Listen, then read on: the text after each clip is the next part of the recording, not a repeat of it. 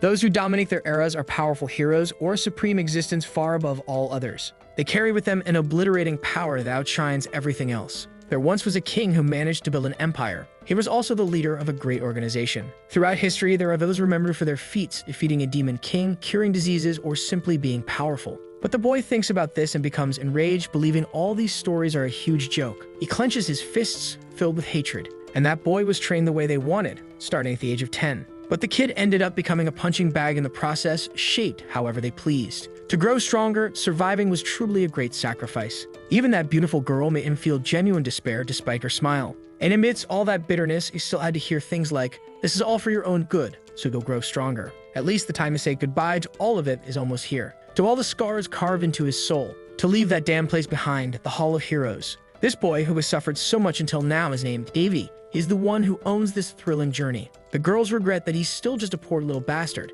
They should have made him suffer more, but he doesn't hide his relief. Despite their youthful appearance, they're all elders who've lived for millennia. For calling them old hags, one of them flew into a rage and shattered a stone with a single punch. She tries to take the boy out, claiming he must have a death wish, but the protagonist simply ignores her tantrum. They were trying to hold her back, but she was determined to teach him a lesson, offering a free facial reconstruction without anesthesia. And she kept trying to shake off those holding her back, but realized her efforts would be in vain. Meanwhile, the boy continued to ignore her completely. Despite the joking remark, it was still a farewell. And for all it's worth, the youthful-looking elder would miss him. She asked that while the boy lived, he wouldn't forget them. For a moment, he looked at all those people intently, almost as if in admiration. But he soon turned his feet away, uninterested in remembering those days.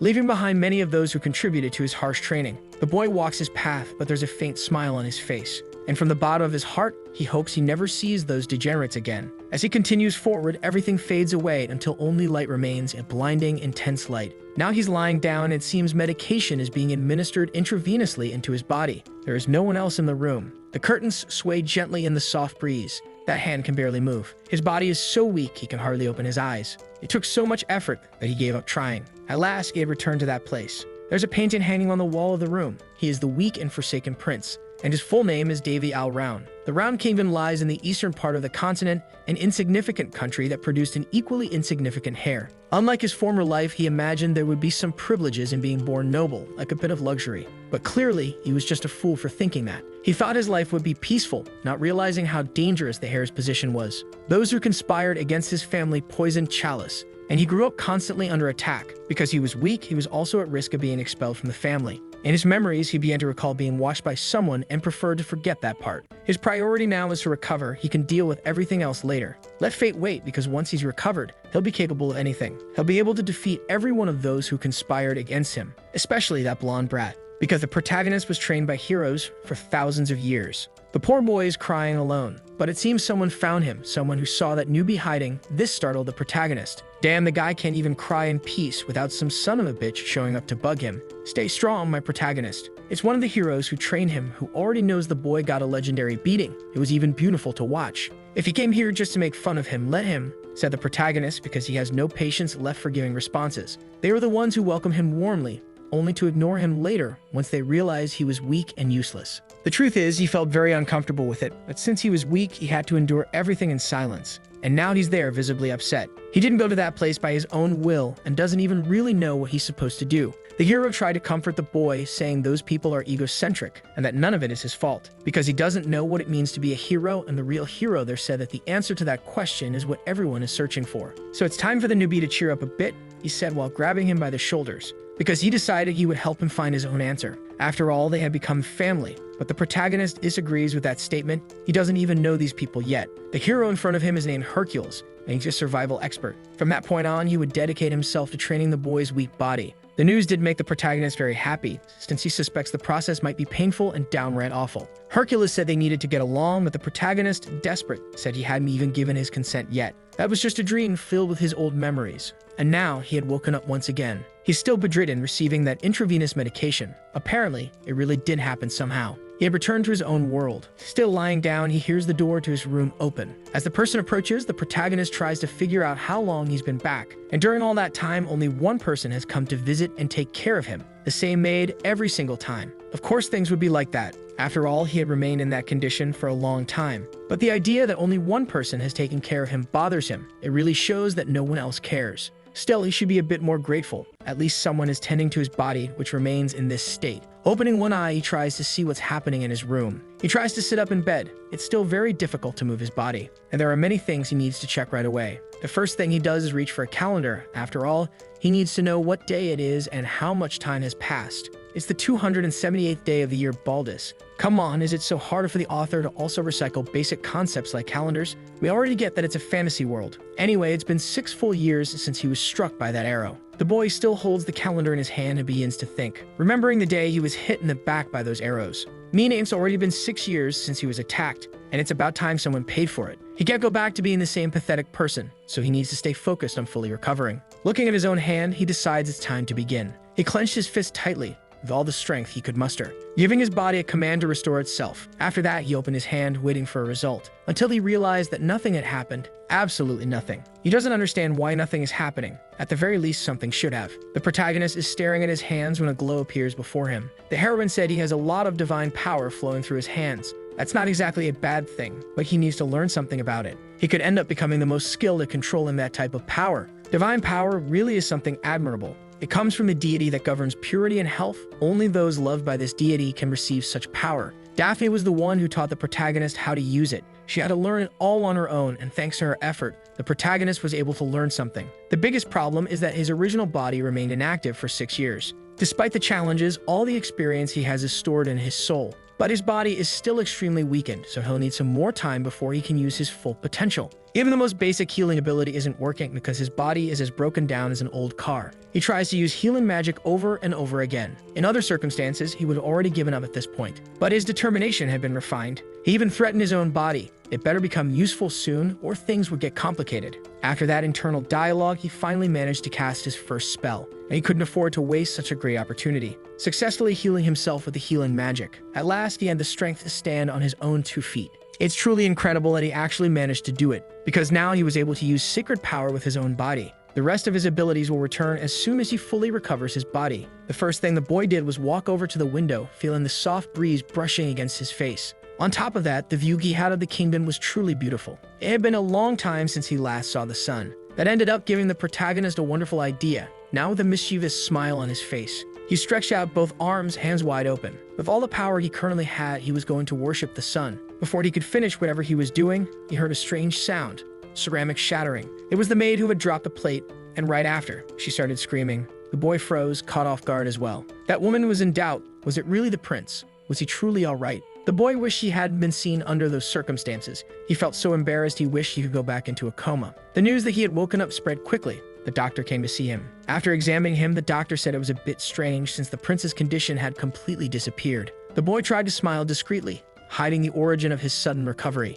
Faced with that abrupt recovery, the doctor asked him a few more questions, but all the boy felt in that moment was exhaustion. That made the doctor quite reflective. In another time, our protagonist would have been more formal when speaking to an elder. In fact, he even misses those manners. But now he must behave like someone of royalty, even if it's royalty from the most insignificant kingdom on the continent. And at the moment, he is the primary heir to the throne. A woman full of envy entered the room, saying his recovery was indeed very resilient. She started approaching our protagonist to inspect him as well. He knew exactly who that pompous yet utterly despicable woman was. Lyons is the current queen, the one responsible for poisoning the protagonist's mother. From now on, let's call her the resentful one. Even her children were there, the second prince, whom we'll call the jealous one, and the third prince, Bullhead. The jealous one looked at our protagonist with a sense of superiority. They had all come to see if the rumors were true, and the protagonist explained that his body was still very weak. The resentful one even had the audacity to ask if he saw who had fired those arrows. But he wasn't sure who it might have been. They came from far away. He then asked if anyone had been captured, because that was clearly an attempt on the heir's life. And staring deeply at the jealous one, he wanted to know what kind of punishment such a person would receive. While the jealous one practically soiled himself, the resentful one replied that no one had been arrested. Moreover, the investigation had been completely closed. Since they had nothing else to do there, they left. The doctor had already done everything he could, but believed that our protagonist would be fully recovered in a matter of days. And now he would leave him in the room so he could complete his recovery. Apparently, the resentful one's family had left the room. She said it would have been better if the protagonist had remained bedridden or died. He asked her if she was bothered, now that the speck in her eye had come back to life. Scared out of his mind, the jealous one said the protagonist was a weak heir for having stayed in a coma. He should teach them how to take arrows in the back, right? Finally, the envious family left the room. Even from outside, our protagonist could hear them speaking degrading things about him. So he started focusing on one of his hands. During all this time, he had been using divine magic, but no one noticed, probably due to the immense power gap. The protagonist's initial objective was to destroy the resentful one's family, but after seeing them in person, he changed his mind. It would be like an elephant crushing a few ants. Maybe his temperament was refined during those years of training, but he feels this revenge is too insignificant. Still, he decided what he's going to do. He just won't prioritize it now because his biggest goal is to fully recover. And after so long without eating, he wonders what his next meal will be. It was time to make the first update to his appearance, so as a first step, he cut off his 80s rocker hair. Terrible decision. Several weeks had passed since he started using his divine power. And to speed up his recovery, he was also doing physical exercises. Even so, his routine had been very boring. There was nothing fun to do. However, since he's been focusing on the circulation of his mana, his recovery has been really fast. In addition, he's been adding to his knowledge, studying necromancy and traditional medical practices, since both involve deep understanding of the human body. Now the protagonist can do some really cool things just by snapping his fingers, like making water flow around his body. Truly, using magic makes life so much easier. While he was distracted, someone said there was a message for him. It was Amy, who had just arrived, but that news didn't exactly excite him. His meal had also been brought, and it didn't look appetizing at all. It was just a generic soup. That shattered expectation of eating something tasty hit harder than the arrows in his back. Since he's still considered a patient, he's being treated like an old man. Since Amy couldn't do anything about it, she apologized to the prince. Those nutrients wouldn't be enough, so he ordered her to bring 5 more servings. But after finishing his plate, he realized he needed 10 portions, leaving the maid very surprised. Seeing her hesitation, he reassured her, saying it was fine. He could eat everything without wasting any. Thanks to healing magic, his digestion is extremely fast. Apparently, the protagonist has become a machine, a poop machine. However, he really does feel like his body is getting better and better. But food in, food out. And someone who eats like that will eventually need to go to the bathroom. At least he's not constipated. That would definitely be worse. Sitting in a chair, he's wearing glasses and reading a few things. He ended up facing an unexpected problem. The maid apologized to the prince, but he knows she's not to blame for any of it. An invoice had been sent to him. The prince would have to pay for what he was eating. So he asked the maid how many staff were working there. A bit embarrassed, she said she was the only one working in that place, which left the protagonist surprised. That was a bit of a problem, but it didn't really bother the prince. Many princes had lived in that house before, but now there was only a single maid in charge. Realizing he'd need to manage the place, he asked how much money had been allocated to them. The maid said they had received 6,000 gold coins, but currently there were only 10 left. Finding that extremely suspicious, he asked what their monthly budget was supposed to be, and the maid said they were supposed to receive 500 coins, but what they actually received was less than 100. The first thing our protagonist thought was that someone was siphoning off funds. Then he became concerned about the maid's salary and asked how things were for her. He didn't want to ask twice. He considered it important to know if she was being paid fairly. The girl was a little hesitant to say, but she had only been receiving 1/3 of her full salary just for working for the prince. That was proof enough that she's a good person, but she's still quite naive. Maids like her often become property of nobles. Amy herself is the daughter of a baron. She became a maid due to some life complications and now takes care of small tasks. And over the past 6 years, she's been dedicated to caring for the prince. Despite all the hardships, it felt good knowing there was someone loyal on his side. He told her to take the part of her salary she hadn't been receiving. The maid found that very strange, but our protagonist was unyielding. He also asked her not to call him prince anymore, it was too formal. The maid wasn't used to that and tried to push back a little. Using the full extent of his charm, the protagonist said that formality makes them feel distant from one another. The guy's a player, my friend. But it makes sense that he'd be kind to the only person who supported him through all this. He went to the royal finance office. He didn't expect to have to do it personally, but he needed to solve his problems. Even though he went there, he still hadn't seen his own father. The maid wasn't sure if she should have told him about the missing funds, because if the queen found out, it would cause a big problem. The protagonist is fully aware of the wrongdoing and the risk his maid is taking, but he doesn't intend to back down. He told her not to get distracted and to stay with him. She might fall behind. The truth is, the protagonist feels nothing but contempt for his father, who did nothing after the death of his wife. And he seems quite interested in the maid who cared for him over the past 6 years. Dealing with the finance officer, the protagonist ran into red tape. The man said he couldn't do anything about funds that had already been dispersed. Just seeing the mustache on that lazy bureaucrat was enough to make our protagonist extremely irritated. Then he began looking at the books inside the finance office. He had already been suspecting it, but it was as if those people were underestimating him. Even that horrid mustache clerk. But the protagonist was already fed up with all of it and flopped into one of the armchairs without care. He sighed deeply at the situation, and with a very serious, piercing look, he asked if the clerk was messing with him. Not just that clerk, but everyone in the room was shocked by his reaction. Then he got straight to the point and asked the clerk why he hadn't been receiving all of his coins. The clerk said they were cutting maintenance costs at the castle, Apparently, all nobles do the same. Sighing again, the protagonist said the clerk was really testing the limits of his patience. Because the place he's living in has no maintenance whatsoever, everything looks neglected and abandoned. So he was waiting for an explanation from the clerk about this situation, especially where the money was actually being invested. In front of a noble, even one who was clearly angry, the clerk couldn't do anything but comply. It's not common for princes to be aware of their own finances, and because of that, the accounting clerk hadn't been prepared. His answer was completely useless. He said the finance department doesn't oversee maintenance payments. Even if the prince kept asking questions, that office just manages the budget. They're not there to hand out money. The protagonist had already expected to hear something like that. He said that no matter the department, they would always find someone else to shift the blame to. Since he finished his business there, he was going to leave. The finance clerk asked if he was heading to the maintenance department, but the prince had no reason to go there, because he knew they would give the same explanation, just pass the blame to another department to buy more time. And he recommended the clerk use the embezzled money to buy something for himself. Back in the hallways, our protagonist sarcastically commented how well maintained the place was. It's really hard to deal with nobility, especially considering how well those clerks are paid. Even while receiving only part of her salary, Amy continues working for him. Looking at his maid with a friendly gaze, he asked if she could fetch a sword for him, leaving the girl very startled. But he made a point to explain he wasn't going to cut anyone with the weapon, and started laughing at her reaction. She had gotten really scared. Even so, the maid said she'd get one. The protagonist didn't lie to her. He doesn't intend to cut a person.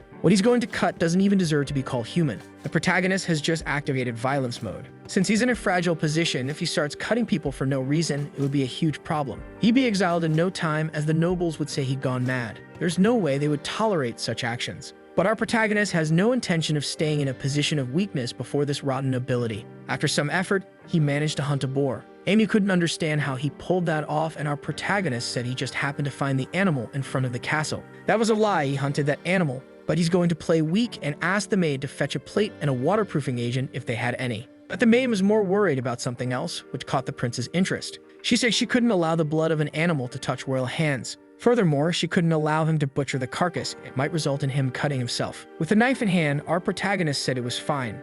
No one was watching, just to make her even more concerned. He won't be able to speak to the king right now due to political scheduling, and there's not much he can do with the other departments either. The queen is doing everything she can to make his life harder, but our protagonist is a survival expert.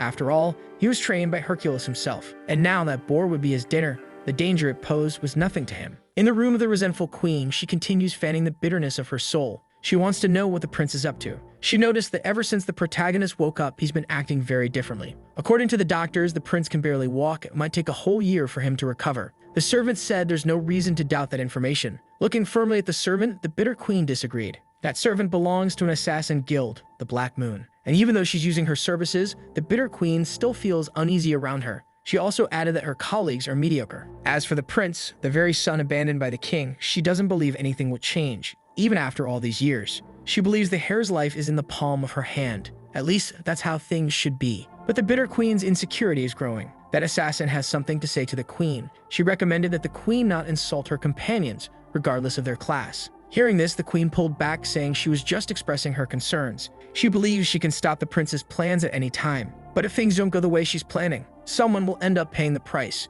Spilling the rest of the tea from her cup onto the floor, she dismissed the servant. The queen is becoming more and more inclined to eliminate the prince, and the servant is simply waiting for her command. Meanwhile, at the heir's residence, he and his servant are having a very pleasant dinner. The path of mana is like threading a needle through many strands. It creates a flow very carefully. At least that's how he was taught. The most difficult paths are the veins in the brain itself, and if you don't want to go blind by accident, you should pay attention to that lesson. His teacher was a priestess who liked to get drunk. She could split the ocean with a single word, and she had a great time with that training. There was also a mage so tiny that all he could see was the staff she carried. Overseeing all that training was a goddess responsible for the protagonist's health. Those people weren't just there to observe. Help would come in some form. These images came into his mind, just memories from when he began training and when he started that. The experiment he never wanted to repeat again. Outside, he was in the garden. The maid asked what he was looking for out there that day. The weather was nice and pleasant, so much so that even the forest looked more elegant. Our protagonist told the maid she could leave, and if anyone came looking for him, she should be informed. But he asked her not to overwork herself with her tasks. The good thing is that she's gradually getting used to the prince's routine. She still refuses to eat a meal with him, but she's much more at ease than before, helping him to enjoy peaceful days while he finishes his recovery. Sitting in the middle of the garden, our protagonist is preparing to begin the process. Concentrating his magic, a mana field appeared around his body. Within this field, small yellow energy spheres began to form, until they started orbiting the protagonist's body and he remained deeply focused. In that process, he's absorbing mana from nature itself. This technique is called mana breathing. He learned it from the god of mages, Odin himself. There's a limit to how much mana a body can store, which is why this training must be done daily. The miraculous part of this technique is that it allows progress that would take months to be achieved in just days. If the kingdom learned this technique, it would cause a revolution. But our protagonist has no intention of sharing that knowledge, especially because this isn't something easily achieved. He remains seated on the grass, feeling the breeze flow across his body, fully aware that there's an intruder nearby watching him. His curiosity about the intruder's identity grows.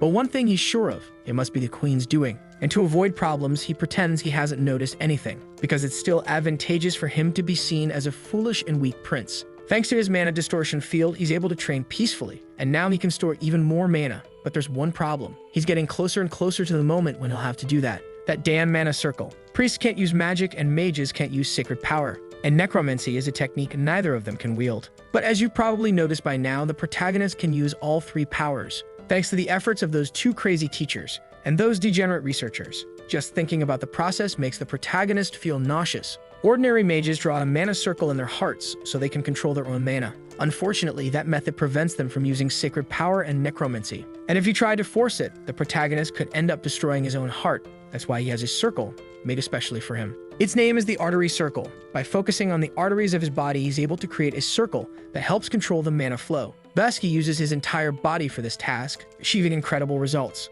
The problem is that this is practically a body modification, an extremely delicate process. A single mistake could mean death. That's exactly why our protagonist wasn't eager to go through this again. The last time he attempted it, he succeeded with only a tiny margin of error, and that was with the help of his teachers. Now needing to perform the process alone, he's unsure whether he's capable. Unexpectedly, he felt hands touching his own. Right before his eyes appeared translucent figures, yet their appearances were familiar. They were his teachers. Failing certainly wouldn't be worse than spending millennia in that temple. That was exactly the motivation he needed. Our protagonist began the process. He's forging his own magical circle. The day was ending and the maid went outside to find the prince. It was already past dinner time and the protagonist was very late. Although he occasionally delays, he never misses a meal. Now the maid faces a dilemma. He asked not to be disturbed, but perhaps he needs help. She doesn't know if she should go or not. While she remains worried, the protagonist says he had already asked her not to call him prince. Hearing the young man's voice, she was extremely surprised. Emerging from the garden, our protagonist announces he's back. He also said she shouldn't have waited for him as he previously requested.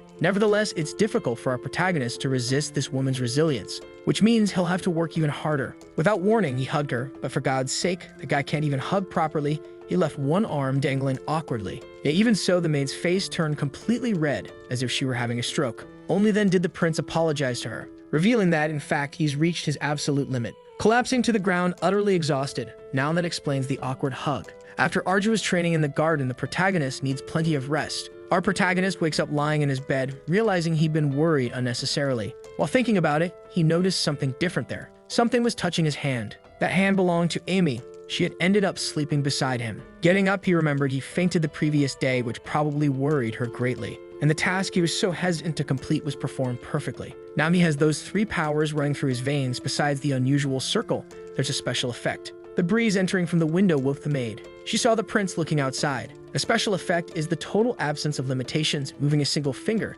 he can cast entire spells. Noticing that the girl had woken up, he quickly wished her a good morning. After that fateful day, 5 months had passed. Amy became increasingly cheerful, mentioning she found some herbs in the garden. The protagonist isn't that surprised, since he's very satisfied with their current meals. On the other hand, the maid is extremely grateful. Exactly 3 months ago, their lives had become much easier since someone started leaving meat and vegetables at their doorstep. Initially, he suspected it could be one of the queen's tricks, but soon dismissed that possibility. Thus, another person was helping the prince, but the protagonist couldn't figure out who it was. But he is capable of using magic, and he senses a presence every time, using mana to discover where that person comes from is a simple task. While considering this, his senses picked up something else. Some people are approaching his house. Knowing this, the prince started moving. Amy was still saying they no longer have problems with food, and the prince instructed her to organize things. But the girl didn't understand that command until our protagonist clarified that guests would arrive soon. He's curious to see who these people are. A small group presented themselves. Surely they must be informants sent by the queen. They came here to assess the prince's health. He observes those men with a calm expression, knowing they don't grasp the full truth. He wanted to know what the priest thought about his condition. He asked if he'd get better soon, and the priest said his condition was fragile. It would be very risky to use sacred power on the prince's body. He should be grateful for what he's capable of doing right now, but the prince knows that priest was talking a bunch of nonsense. He didn't even use a healing spell, denying the vow he made to the goddess herself just to obey the queen. It's truly frustrating. The protagonist thinks the priest should stop trying to sound virtuous. He's not refusing to heal because he can't, but because he won't. He asked a few technical questions to the priest, all while thinking that his body is already nearing the end of its recovery. Responding to the priest said the boy speaks about things he cannot comprehend. Sacred power is something exclusive to priests, and the prince talks about it as if he understands it well. He should stop being so arrogant. With a provoking smile, the priest was about to make a mocking comment. He then compared the protagonist to one of the queen's sons. Amy scolded the priest, saying he was in the presence of the prince and should watch his words. He didn't like being corrected by a servant and tried to strike her as a form of discipline. The prince saw all of it, and he didn't like it one bit. The priest began boasting about having done something honorable, correcting a potential problem for the prince. He also said that woman didn't seem like much, and held her face in his hands, while thinking awful things about her. He said the woman had a beautiful smile, and our protagonist was holding himself back from cutting off his head right then and there. The priest said that since he came all the way here, the servant should at least escort him to the exit. He would see the prince again in 15 days. Our protagonist asked Amy to escort the priest to the exit. She wasn't very happy with that command, and the priest clearly had something malicious in mind. The prince pretended to ignore the man's ill intentions. Finally, they reached the gate. The priest told the maid to remember his words. She should come alone at night, and that the prince's life was in his hands. That priest didn't care in the slightest about what he was doing, because even though the prince was of noble blood, he was still a weak and sickly hair. The protagonist was feeling a strange sensation in his body, like he was growing colder and colder. He couldn't quite explain what he was feeling. Maybe he was just extremely angry. But he spent too much time in the Temple of Heroes to describe such a feeling in simple terms. He was taught that one is less than an animal if they can't control their emotions. But with a sword in hand, his thoughts were very different. The priests grew concerned as he approached. They didn't know he was the prince. Controlling one's rage can serve as a compass to lead toward your goals. If laziness is the key to progress, then rage is the driving force that gets things done. Those two priests were lying on the ground, likely no longer alive. Their leader continued threatening the maid, making it clear he could kill the prince. He said the prince's life was so insignificant that his death would bring great joy to the queen, and that there was no one in the kingdom on the prince's side. Not only that, there was no one with the authority to punish him, since that priest acted as the hands and feet of the queen. The protagonist waited for the speech to end and said it was very good, because he too needed an excuse to give. He then swung his sword at that priest. The man fell to the ground, completely at the mercy of the prince. Our protagonist asked his servant what the penalty was for blaspheming against the royal family. The priest didn't expect that to happen, thinking the prince was still bedridden. Our protagonist knew he was also curious about how the prince could even move his body. That's why the priest was at such a low level. They never needed that kind of mediocre power. So he asked his servant once again, reinforcing that he had already told her not to make him repeat himself. She knew exactly what the penalty was for that kind of crime. Immediate execution, and that's exactly what happened to the priest, whose head now hung from his neck. Blood dripped to the floor. The priest was in extreme agony. He said the queen would never let it end like this. The protagonist heard those words and gave a faint smile. He thanked the man for the warning, but promised him one thing. Those who stand against the prince will fall as well. And with that, he finished severing the head of that fool. In the queen's hall, she said the prince was insane, because he had executed someone very important, a disciple from the Holy Land. But the prince said that man attempted to take his life, and he simply enforced the laws of the land. The bitter queen was absolutely furious. She tried to strike the protagonist, who found the situation amusing. While he was in a coma, the kingdom's laws weren't nearly as harsh, not even enough to investigate what had happened to him. The prince said that even after all that, the king remained silent, and all he had done was punish someone who had blasphemed against the royal family. It made no sense for the victim to be punished for his own actions. He asked the queen when exactly the royal family became inferior to low-ranking disciples. The bitter queen didn't like that provocation, because the prince had just diminished the value of her followers. She claimed there was no proof, and that the prince shouldn't judge things with his empty head. She said he was as stupid as his own mother. Those words only made the protagonist angry. She kept pushing, saying both he and his mother were inferior beings. Exuding a bit of his dark intent, our protagonist had a bit of advice for her. It's not wise to curse someone's parents, especially not in front of that person. The energy was so dense that the queen fell backward. Daggers were drawn along with other weapons as well. Her maids were trained and ready to defend the bitter queen. One of them was already behind the prince. That presence felt familiar. Our protagonist said it would have been more interesting if the queen had actually tried harder, hammering nails into someone's coffin, whether it's the queen's or anyone else's. Attempting to take the life of a royal is no different from any other major crime. After that comment, the bitter queen fell into deep thought because she realized the protagonist knows who was behind the attempt on his life. Looking at her, he smiled faintly. He'd always known. He wasn't the kind of person to keep that card hidden for long. Ever since she slapped a patient across the face, it was clear the queen didn't hold much consideration for anyone. He told her to behave properly inside his palace since, as she could see, the building was in poor condition. After all, it was the queen who removed all the servants from that place, and he expected her to provide the necessary maintenance immediately. Otherwise, rumors might start to spread. He advised the queen to think the matter over very carefully, because he wasn't going to stay quiet if she kept acting the same way. Back in her quarters, the queen was smashing objects in a fury. Her maid stood by, waiting for her to calm down. But the bitter queen hated being looked down upon by a half-blood. It filled her with a rage beyond normal. And so she began plotting against our protagonist. Since he seemed so eager to accelerate his own death, she would gladly help with that. He had no idea who he was dealing with. At the castle, people were talking. The rumors were true. Rumors about the prince, who, after waking from his coma, seemed to have had his mind altered. Amy, passing by, ended up overhearing those things. After the events with the priest and the queen, everything happened just as planned. Gossip was spreading about the prince, claiming he had completely lost his mind. Since many in the palace support the queen, his reputation was being rapidly destroyed. With joy in her eyes, Amy asked the prince to come see what had arrived. They had received even more. He said he didn't need all those medicinal herbs, but Amy was deeply thankful for the donations. There must be someone who truly understands the prince's good intentions. He asked his maid if his personality seemed that good to her. Overflowing with enthusiasm, she couldn't deny that she really did see him as exceptional. Our protagonist found it strange how she remained so optimistic, even after he had killed someone right before her eyes. She truly was an incredible person, hard to find. While they were together, a man approached, politely asking for their attention. This elder was named Besphus. He had brought the sinners to the prince, as the queen had ordered. These were the ones responsible for diverting the prince's funds, among them a few familiar faces. The prince asked how this kind of crime is usually punished. The old man replied that it depended on the prince, but it generally involved decapitation. Immediately, those who had previously scorned the protagonist began begging for their lives. He said that recently a rumor had been going around the palace, supposedly. They were saying the prince had developed an intense bloodlust. At least, that's what people were claiming. Maybe he should act accordingly to that rumor. After scaring them a bit, the begging became even more desperate. They were all utterly terrified. Without saying another word, he told the elder to take care of it.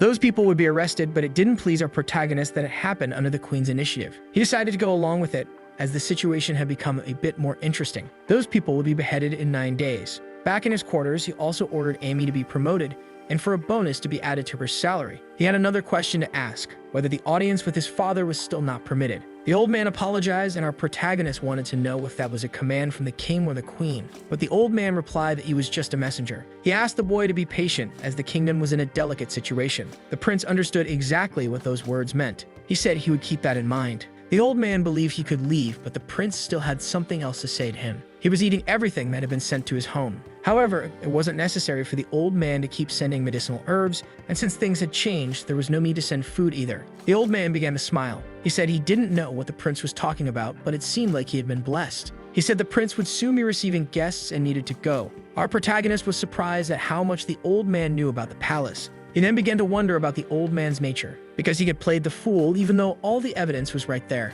Besphus is the head of all those who serve the king. When he was younger, the protagonist used to see him often. He hadn't expected the old man to be on his side. Then he remembered something the old man had said, that the prince would have visitors soon. And so it happened. Amy had a message for the prince. She told him that the fourth and second princes were there. The two rushed for the protagonist like wild animals, throwing themselves at him. The little one is named Winley. She is the second princess. Because she knocked over our protagonist, she became very worried, wanting to know if he didn't know who she was, since he wouldn't use mana to spy on his maid. The other person said the girl should have been more careful. That boy is named Barris, and he had already been wanting to meet the prince. The king and the protagonist's father is a man addicted to love. At the moment, he has 3 wives, the queen and 2 concubines, Alice and Anisha. Alice is aligned with the queen's intentions, while Anisha chose to remain neutral, staying distant from the other wives. Barris and Winley are the children of this woman, which makes them the protagonist's siblings. While the boy apologized for what happened, the girl noticed something. She was about to act suddenly. She tried to kick her brother in the head, but the boy managed to dodge the attack. He asked why the girl was doing that. She was very irritated by her brother's behavior, who was acting far too formally and strangely. After all, it was he who had been so eager to meet the prince. The two began to argue heatedly, showing that they truly are siblings, prompting our protagonist to observe the whole discussion. He'd heard they had been taking care of a group of thieves. Maybe it was true, and looking at them closely, they hardly looked like royalty. After a long argument between them, they turned their attention to our protagonist. They were still the siblings who always listened to everything he had to say. The girl was annoyed because the prince had started laughing at their argument. It had been 6 years since the last time they talked. After the prince fell into a coma, they were sent to a remote area. They were only 8 years old at the time and couldn't do much during difficult times. Besides that, Anisha had sent her first daughter to a foreign kingdom. Due to the Bitter Queen's schemes, she had to protect her children. Our protagonist doesn't realize how hard it was to make those decisions, and not everyone is able to understand that. He asked if his siblings had spoken to their father. They said they had met with him before coming to the prince. Our protagonist wanted to know how the king was doing. The brother said he seemed a little tired, and the girl noticed that he still hadn't seen his father. Our protagonist knows it might be difficult, but he'll be able to meet him soon.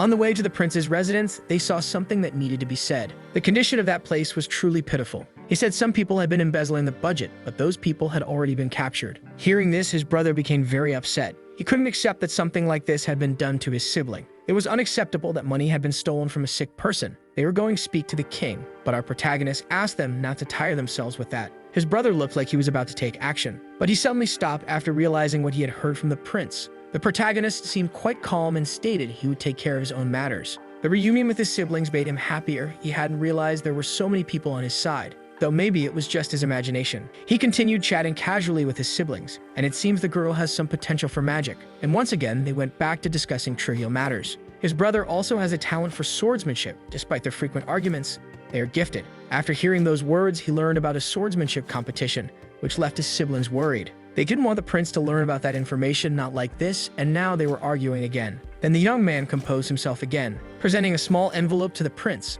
That swordsmanship competition takes place every 5 years, and this time it will be hosted in the kingdom of Polisti. The protagonist knows the purpose of the competition is to promote harmony between the continents, like the Greek Olympics. Reading the letter's contents, he saw that there are various categories ranging from mercenaries to royalty. His brother said the prince should take the chance while he still can, as he's never left that kingdom. And for that reason, he made a request to their father. The girl hopes they can all go together. The kingdom of Polisti is known as the City of Waters, and it must be a very beautiful place. The protagonist starts thinking a bit more about his siblings' proposal, only to realize they had already gone back to arguing. Our protagonist stated that there was nothing he could do about it now, because he could never turn down a request from his twin brothers. They began to celebrate energetically, and the prince asked them not to destroy his house. It was good to see them so happy, and Barassi was right about one thing. The protagonist had never left the palace, and it wouldn't be bad for him to enjoy an event in that world, even if only once. Because this is an opportunity to be explored, where he might also be able to have a little fun, and he started wishing the journey would begin for them soon.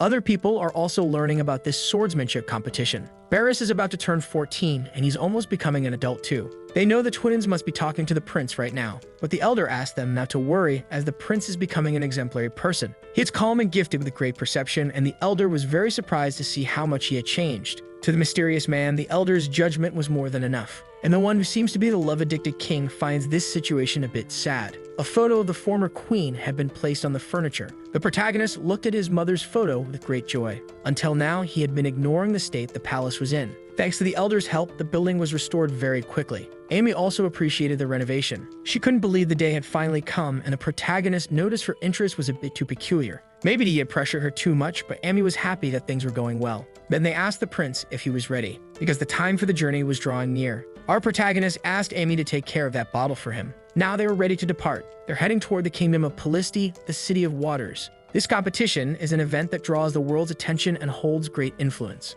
Since his brother is going to compete, the prince was able to go with him, even though he's supposedly ill. If Barris performs well in the competition, the jealous prince's reputation will take a hit. The queen agreed to let the concubine's son participate, as if she were confident he would fail. It's as if she were planning to sabotage him somehow. The king also attended the event and is being welcomed as a dignitary. That was the first time the protagonist had seen the king since he woke up. It's as if for the past 6 months, the king had been avoiding his own son. The king ordered them to raise their heads. He wanted to know if his son felt confident. The young man said he did, and that he would do his best to represent his king well. And the king wished for his safe return. After that, the two spoke for a while, but then the king noticed someone. Looking directly at the first hair, who was also staring back at him firmly. Without showing any reaction, the king turned his back on the boy, but said it was very good to know that he was healthy. The protagonist's sister had noticed that. The prince had no intention of spending his emotions now, but he wasn't surprised by his father's current condition. They were saying that Barris's participation in this competition was of great importance to the entire kingdom. They would celebrate it. Our protagonist saw that the king had changed a lot. There was no trace of his former heroism or confidence. He looked more like an old lion tired of his own duties. After that ceremony, they were already inside the carriage. Barris said the trip might be boring, but elite guards had been hired to protect them, and asked if the protagonist was bothered by anything. His only concern was that the journey would be tedious, since everyone was worried about his health. The girl said that since they received that wine from the protagonist, the trip would be much smoother. Barris scolded her, telling her to be careful with the drink. But it was her first time tasting something so good, and she asked where the protagonist had gotten it. He didn't even know because that bottle had been left by his mother. His siblings were worried about consuming something so precious, but the protagonist didn't care because it was made to be enjoyed, and they should do so on a special day like that one. They realized the prince had changed a lot. He used to be very protective of the things his mother left behind. Our protagonist didn't expect them to have such good memories. Either way, they went back to celebrating, and so the carriage continued toward its destination. At night, they stopped to camp and would continue the journey at sunrise. The trip would last one more day. Barris was worried about the prince, since it was his first time camping. He said he was fine and asked where Winley was. He was told she'd gone for a walk. Apparently, she had drunk quite a bit. Our protagonist apologized for the wine. Then they remember that the protagonist used to say he wanted to camp like that, and they were doing their best to keep the stop brief, so they wouldn't put too much strain on the prince's body. The whole journey was being handled more cautiously as he was being treated like a patient. Our protagonist realized that some things change with time, while others remained just as they've always been, and he was grateful to be with his siblings. Then he said goodnight to the boy who was heading to his cabin. Amy asked if the prince wasn't going to rest as well, but he was entertained looking at the sky. The moon was more beautiful than usual. With the branch in hand, he began making a few movements. He said it was the perfect opportunity to make his return, and asked what Amy thought of that. Pointing to the sky, he said the red moon is called Cyrus and the blue one is Creas. That's what the guard said. The red one begins to shine as the blue one fades. This is common knowledge there. Story even children know. He admitted that he should have conversations like that beside a woman. Another guard approached him to ask who he was talking to alone, but he didn't know he was speaking with someone else. The prince just watched from afar, because it was he who had spoken to the guard, who now believed he had talked to a ghost. His siblings had hired 5 guards in total, 4 of them elite warriors. That should be enough for safety, as long as nothing serious happens. Like being attacked by a group of assassins, our protagonist knew they were being followed by approximately 20. They would likely attack once everyone fell asleep and were very good at covering their tracks. A great opportunity for the queen to eliminate all of them. She would never ignore a chance like that. The protagonist wasn't happy about it as it risked revealing his true nature. But when he thought more deeply about it, none of that really mattered, because the people who would witness his power wouldn't live to tell. If you have no teeth, bite with your gums. That's what his sword master taught him. Whatever he holds in his hands becomes a weapon. There are no rules in a fight for survival. Weapons are an extension of the body. Depending on how they're handled, even clothes can become excellent swords. Our protagonist realized those assassins were weaker than expected. They didn't even come close to Hermesa, the one who had trained him. In the end, it was nothing more than a boring distraction, and he was only going to ask that to confirm it, because he knows it was the bitter queen who sent them to die. Even so, his enemies kept their composure. If they don't want to answer questions, the prince won't force them, because that won't change what already happened. But he would like to know what the queen hoped to gain with that attack, since it would shake the kingdom. Even, she would have a hard time with that. It's as if there's a hidden reason behind her confidence in launching such an attack. Our protagonist proceeds to dismantle his aggressors. He noticed that some of them hadn't fled yet. Apparently, he didn't understand the seriousness of the situation. He ordered that a message be sent to the queen. He will destroy everything she has, even if she stops bothering him. The assassins hesitated for a moment, but knowing they would be executed, they fled the area, leaving the prince completely alone. The boy had a smile on his face and asked if the assassins were running just because he gave the order. He said it was nothing more than a cheap provocation. Using a secret technique, he executed the last ones still alive and began mocking their intelligence, which had fallen for that setup. The most important trait for an assassin is patience.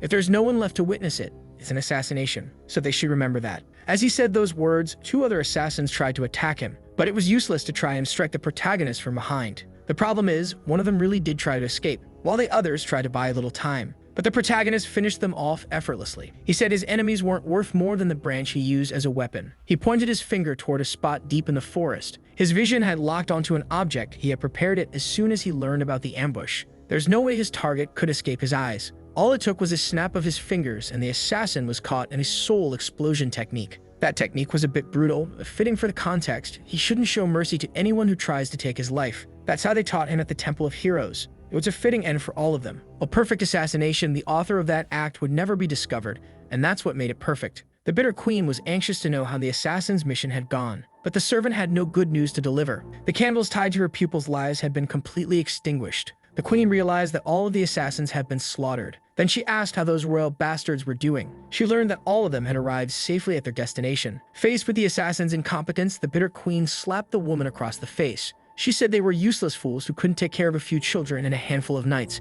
How could 20 assassins have been defeated? They're still investigating everything, and from the looks of it, someone is helping the prince. But the queen doesn't know who could be assisting those bastards, and that only makes her even more enraged. She ordered the assassin to find out who that helper is because she will direct her wrath toward him, making it clear to the assassin that she isn't working with them to collect failures. And if next time the result isn't what she wants, she will terminate her contract and use all the power of the crown to wipe out the Black Moon once and for all. The servant said she will remember those words. Inside the carriage, they can already see the kingdom of Pallistia on the horizon. The twins soon begin to argue, while our protagonist is relieved that they have reached their destination. It's a small kingdom, roughly the size of Singapore, for comparison, but it's full of historic streets and is one of the most beautiful places on the entire continent. Our protagonist is admiring the beauty of the place. His brother noticed that he seems very happy to be in that country. A large building stands before them, almost like a coliseum. That's where the swordsmanship competition will take place. That place is usually used for battles between gladiators and monsters, and now it will host this competition,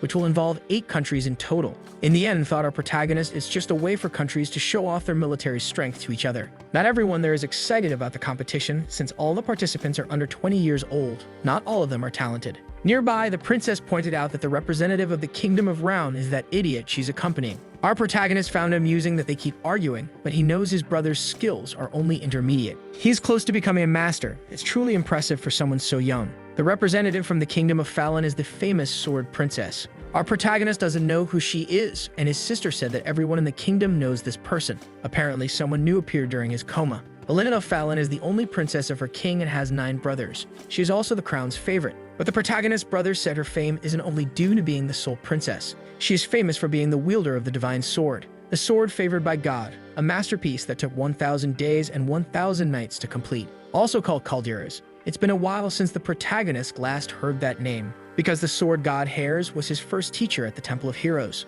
Although genuinely lazy, he was highly skilled, and the protagonist had often heard the name of the sword he used. It was with that very weapon that the Demon King was defeated, so it's only natural that he would leave his mark there in some way. Even so, our protagonist still feels a little strange. A girl had passed by the protagonist and decided to look back. They asked her what happened. Trying to hide what she felt, she said it was nothing important. The divine sword has never been damaged, and it is capable of manifesting magic because it holds a spirit within, cultivated by its creators and by those who wield it. It's not called the divine sword for nothing, and after many centuries, it chose Elena as its wielder. But there is another reason why this princess is also famous. Something equally important, and that cannot be ignored. She was one of the most beautiful women on the continent. Our protagonist was pleased with that information, because to him, that's the only part that really matters. Later that day, our protagonist asked if there wasn't another outfit, because he didn't like the one Amy had chosen, but the girl was hopelessly impressed. Even if he didn't like the outfit, he was a representative of the kingdom and needed to be well dressed. That event wasn't just for the competition, the royal family had other interests. Finally, the protagonist met up with his siblings. The twins really liked the outfit he was wearing. The boy told the protagonist not to compliment the girl too much, or she might start believing it. Right after that, she almost crushed his foot. While the boy tried to recover from the pain, the protagonist left with his sister. They were heading to a gala ball, and once again that mysterious girl found herself distracted. She complained a little about the nobodies, but she was looking in the protagonist's direction. The event was the perfect opportunity for the new generation of nobles to meet each other. The mysterious woman said the place wasn't bad, and although the Colosseum was barbaric, it was very beautiful. A grand banquet was being served in honor of the competition. Inside the hall, the nobles were getting to know one another better. Our protagonist observed those who were likely participants. They all looked very young, due to the age restriction. Even though the attendants were a bit older, they still looked very young. And among them, someone stood out as being noticeably more popular. Barris at that exact moment was being approached by several people. It seemed that many girls were quite interested in him. Judging by his abilities, that was to be expected. They should take advantage of the moment and learn more about their potential rivals. Willie also seemed to be getting a lot of attention. Our protagonist found the event to be very lively. He even thought about helping his brother in some way, because the boy clearly wanted some kind of support, and was heartbroken to see that he had been completely ignored by the prince. Little did he know, the prince wanted the young man to enjoy life a bit. Apparently, loving too much is a trait the protagonist inherited from his father. Winley had been waiting for the day she could dance with her brother. He didn't know the girl danced too, but she had to learn being of royal blood. The girl wanted to know why the prince seemed upset. If it weren't for his current condition, he could have participated in the competition too because he was also talented. Our protagonist said that she puts him on a pedestal. Talent is nothing more than an illusion. Without hard work, talent becomes meaningless. And that kind of attention is not something he's looking for because it doesn't matter to him. The protagonist's dream is to live life without worries. His sister said he sounded like an old man saying things like that, until someone approached them wanting to meet the Princess Winley. Taken by jealousy, our protagonist wanted to know who that skinny bastard was, and he was surprised that the man knew his sister. By the look on the girl's face, it wasn't a pleasant encounter. Even so, he approached the princess, pushing the protagonist aside,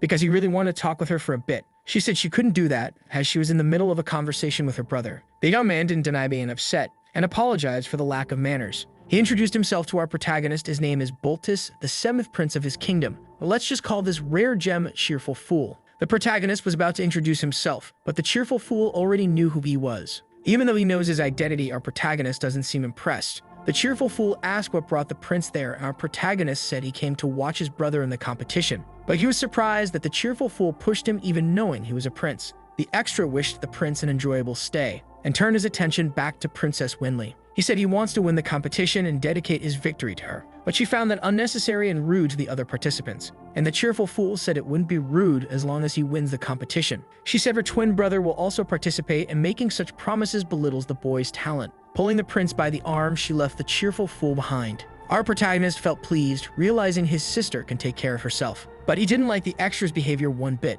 who definitely wouldn't let things end like that. Approaching the princess, he asked if she was belittling his presence. Our protagonist realized the guy was being too aggressive, and he had tested the limits of the protagonist's patience. He stuck out his foot so that he would trip. While holding him in place with just one hand in a discreet manner, our protagonist said his hand had slipped, and warned the Cheerful Fool not to lay a hand on his precious sister. He should consider himself lucky for leaving without any broken bones, since that would ruin his participation in the competition. But the Cheerful Fool was even more outraged at being humiliated. He clenched his fists and slapped the protagonist's face with a glove. At first, he was confused by the gesture, but he was being challenged to a duel by the Cheerful Fool, who clearly hadn't been humiliated enough. His sister tried to step in, and the Cheerful Fool told her to stay out of it, because he had to do this for his honor as a knight. But a woman said he was just making a scene in that place. Everyone knew who that blonde was. She had seen it all happen and had a question for the Cheerful Fool. And to the protagonist's complete surprise, she asked whether the Cheerful Fool had the right to reclaim the honor he lost. She was Haris,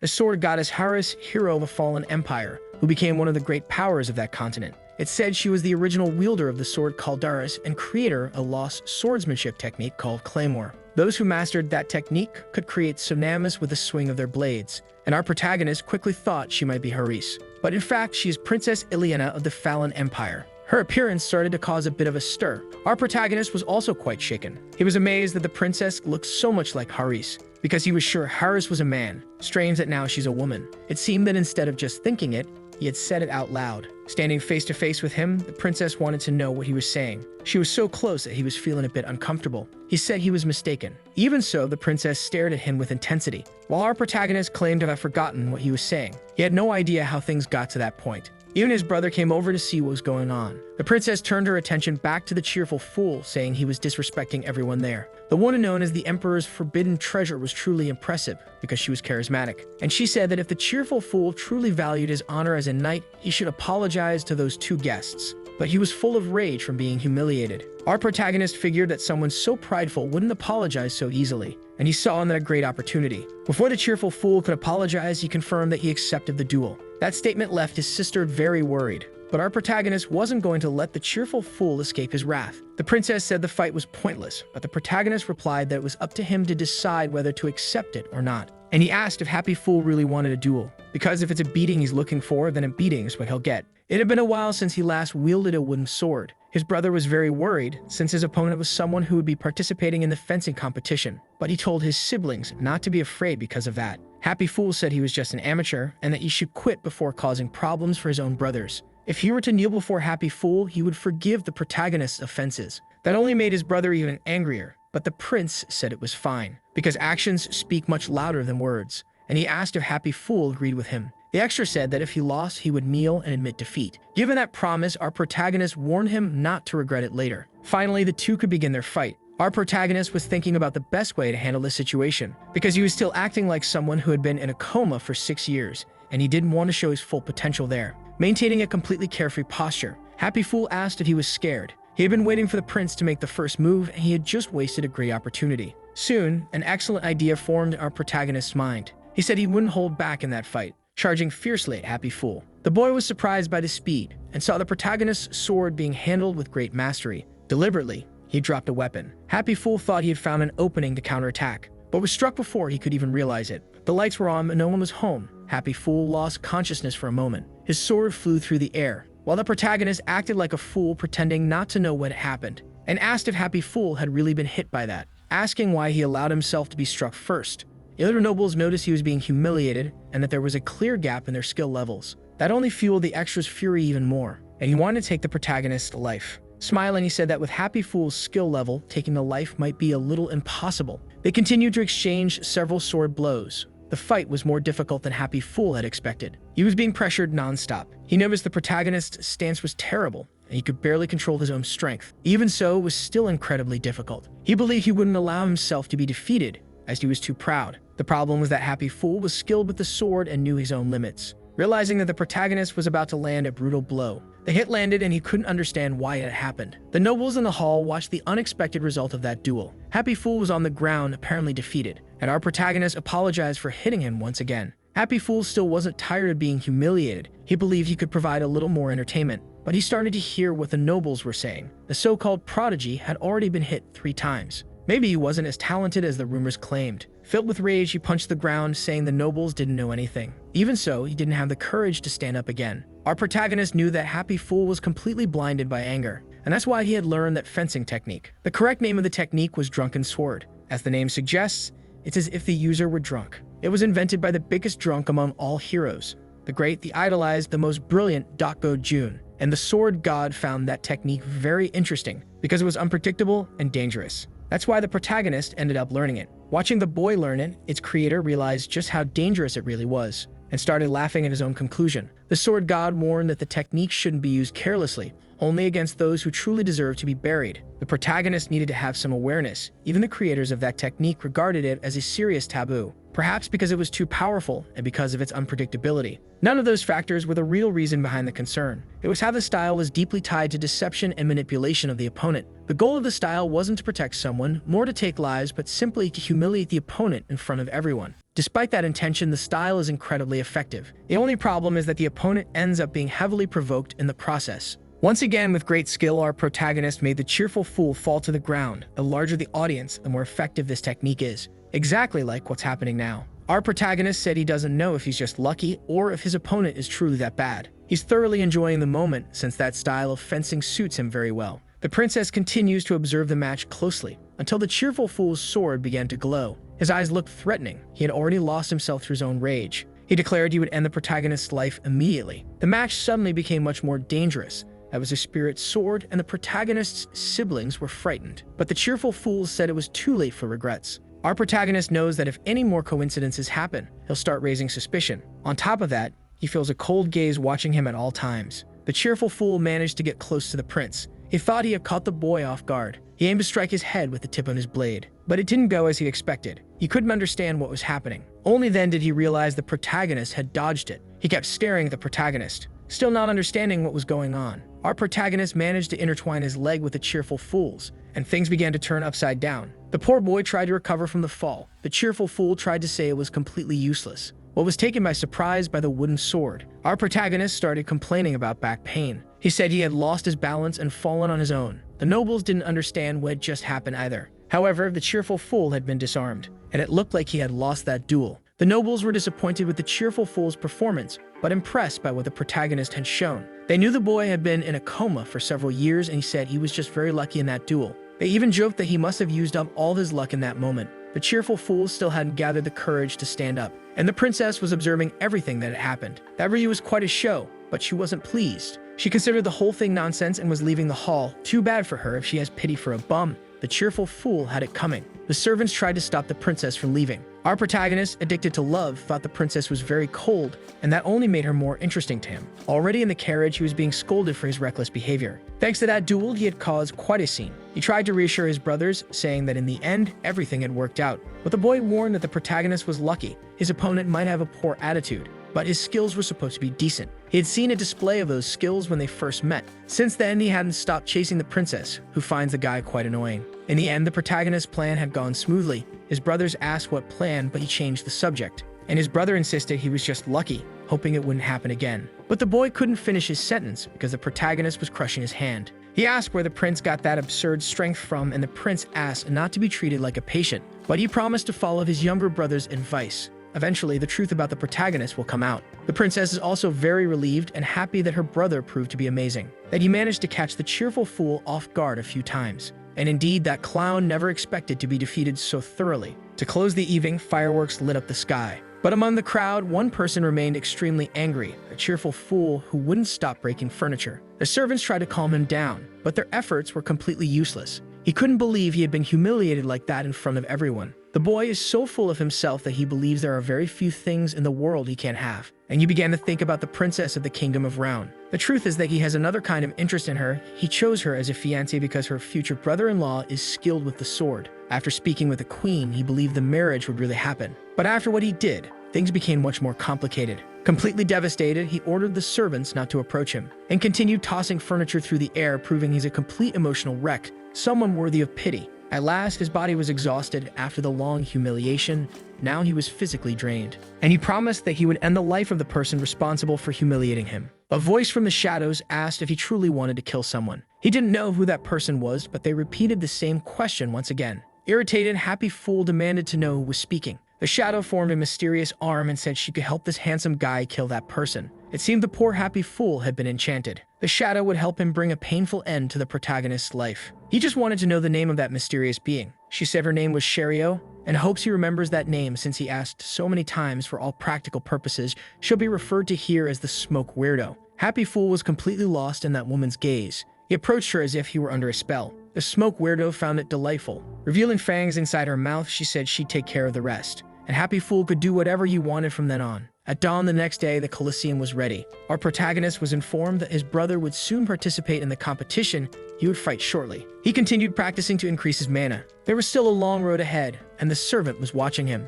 Our protagonist said it was nothing. He was just talking to himself, but that they should go now, since some things can wait. Barris was already in the arena, fully prepared. In the stands, his sister was already ready to cheer for him. Inside one of the Colosseum rooms was a thoughtful person. It was Happy Fool himself, and there was a sinister smile on his face. It seemed he wanted to be humiliated once again. The crowd appeared to be very interested in the start of the competition, and inside the arena, a contestant was introducing himself. Our protagonist noticed that the audience seemed very engaged. He didn't want to watch amateur matches and arrived just before his brother's fight, saying he woke up feeling a bit off. His sister had already saved him a seat in the shade. She asked if his health had improved. She assumed it was because he had overexerted himself the day before, but he couldn't tell her the truth, that he had a case of explosive diarrhea. He still gets sick because he hasn't fully mastered his mana.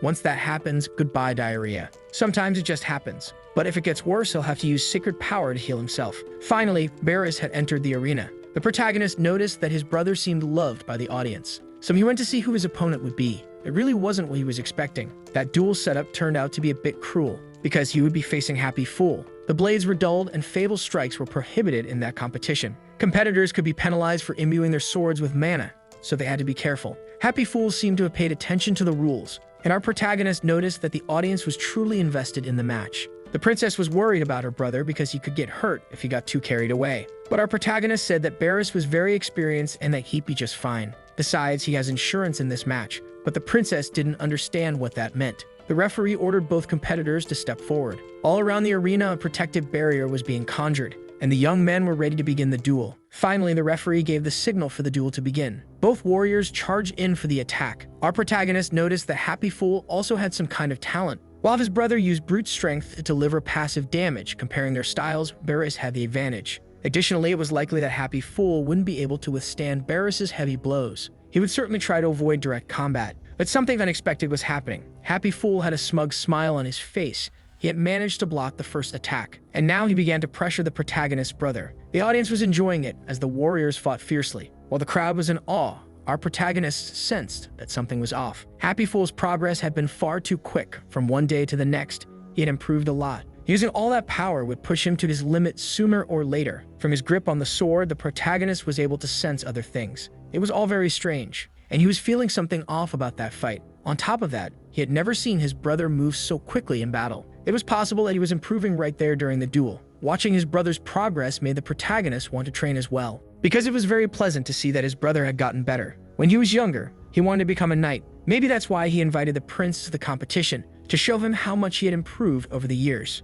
And now it's clear that he's put a lot of effort and dedication into it. What can't be explained is the progress of the cheerful fool. He couldn't have mastered that sword technique in such a short time as if he were a completely different person. Not to mention the strange feeling the protagonist has, which is also dangerous. He stood up suddenly, startling his sister, as if he had sensed that something was about to happen. Barris is fighting very well. He hadn't expected the cheerful fool to resist his sword techniques, acknowledging that he's persistent and a good opponent, even if his moves are unpredictable. Now he's going to end this duel, because he wants to see if his opponent can withstand this final strike. He charged at the cheerful fool to finish the match. The extra waited patiently for his opponent to approach. Barris was just about to strike him with the blade, which was already on a collision course with the cheerful fool's skull. But as he got closer, he saw a terrifying smile. Barris wasn't expecting that. He had to redirect his own attack because it was as if his opponent was trying to die. That put him in a vulnerable position. He tried to strike the cheerful fool once more, but something unexpected happened. His opponent was using mana. That surprise attack couldn't be avoided, and the tip of the sword began to pierce his chest.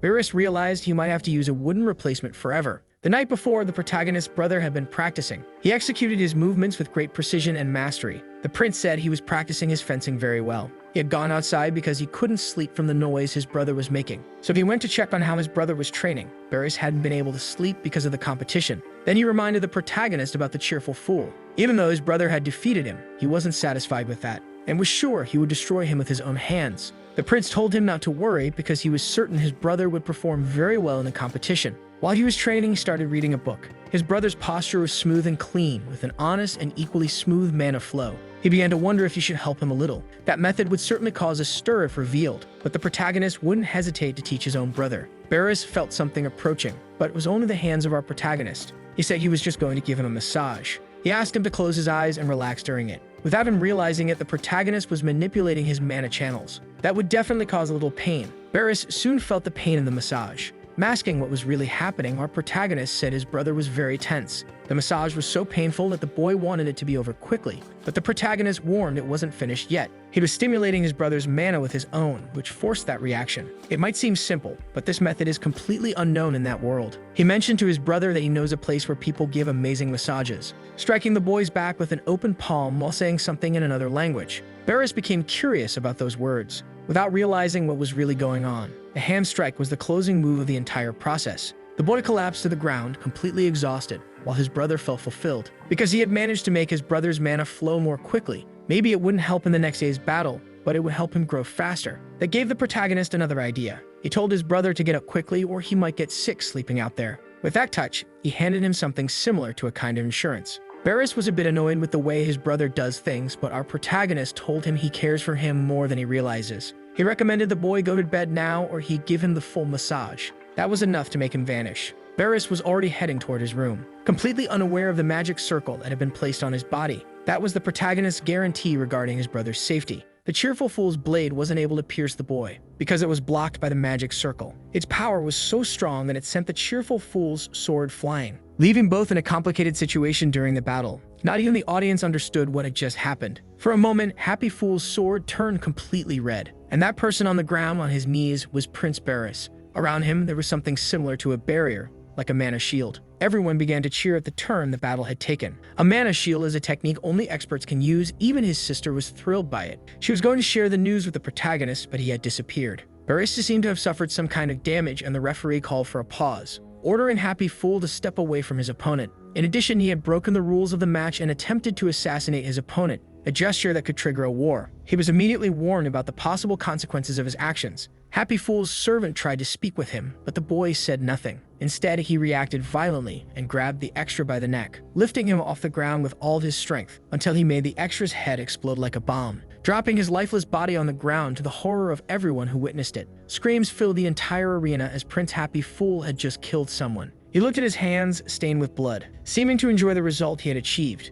The crowd didn't know what was happening inside the arena. Deeply worried, many of them began to flee, crowding around the exits. But one thing was certain, Prince Happy Fool had completely lost control. Driven by madness, he had become a monster. He needed to be stopped immediately, but they needed people capable of doing so. Our protagonist entered the arena. Today, he felt it was his moment to shine. He first went to his brother, confirming that the boy was alright. But Barrister was still thinking about the competition. Our protagonist tried to reassure him, saying he had performed very well. Coughing a lot, the boy hoped the prince had seen his performance, because he had formed a mana shield. The protagonist listened carefully to those words, because he still couldn't tell him the truth. That type of barrier is created by the user to protect themselves from danger, but it demands great skill. And he had placed one around his brother as a precaution, acknowledging that he was only safe thanks to his own abilities. After all, he's only 14. Seriously, what are these kids eating? A teenager in puberty with the face of a grown man. But the protagonist wouldn't let his brother keep talking in that condition. He needed to recover, so he put the boy to sleep. He was carried out of the arena by the security staff. Meanwhile,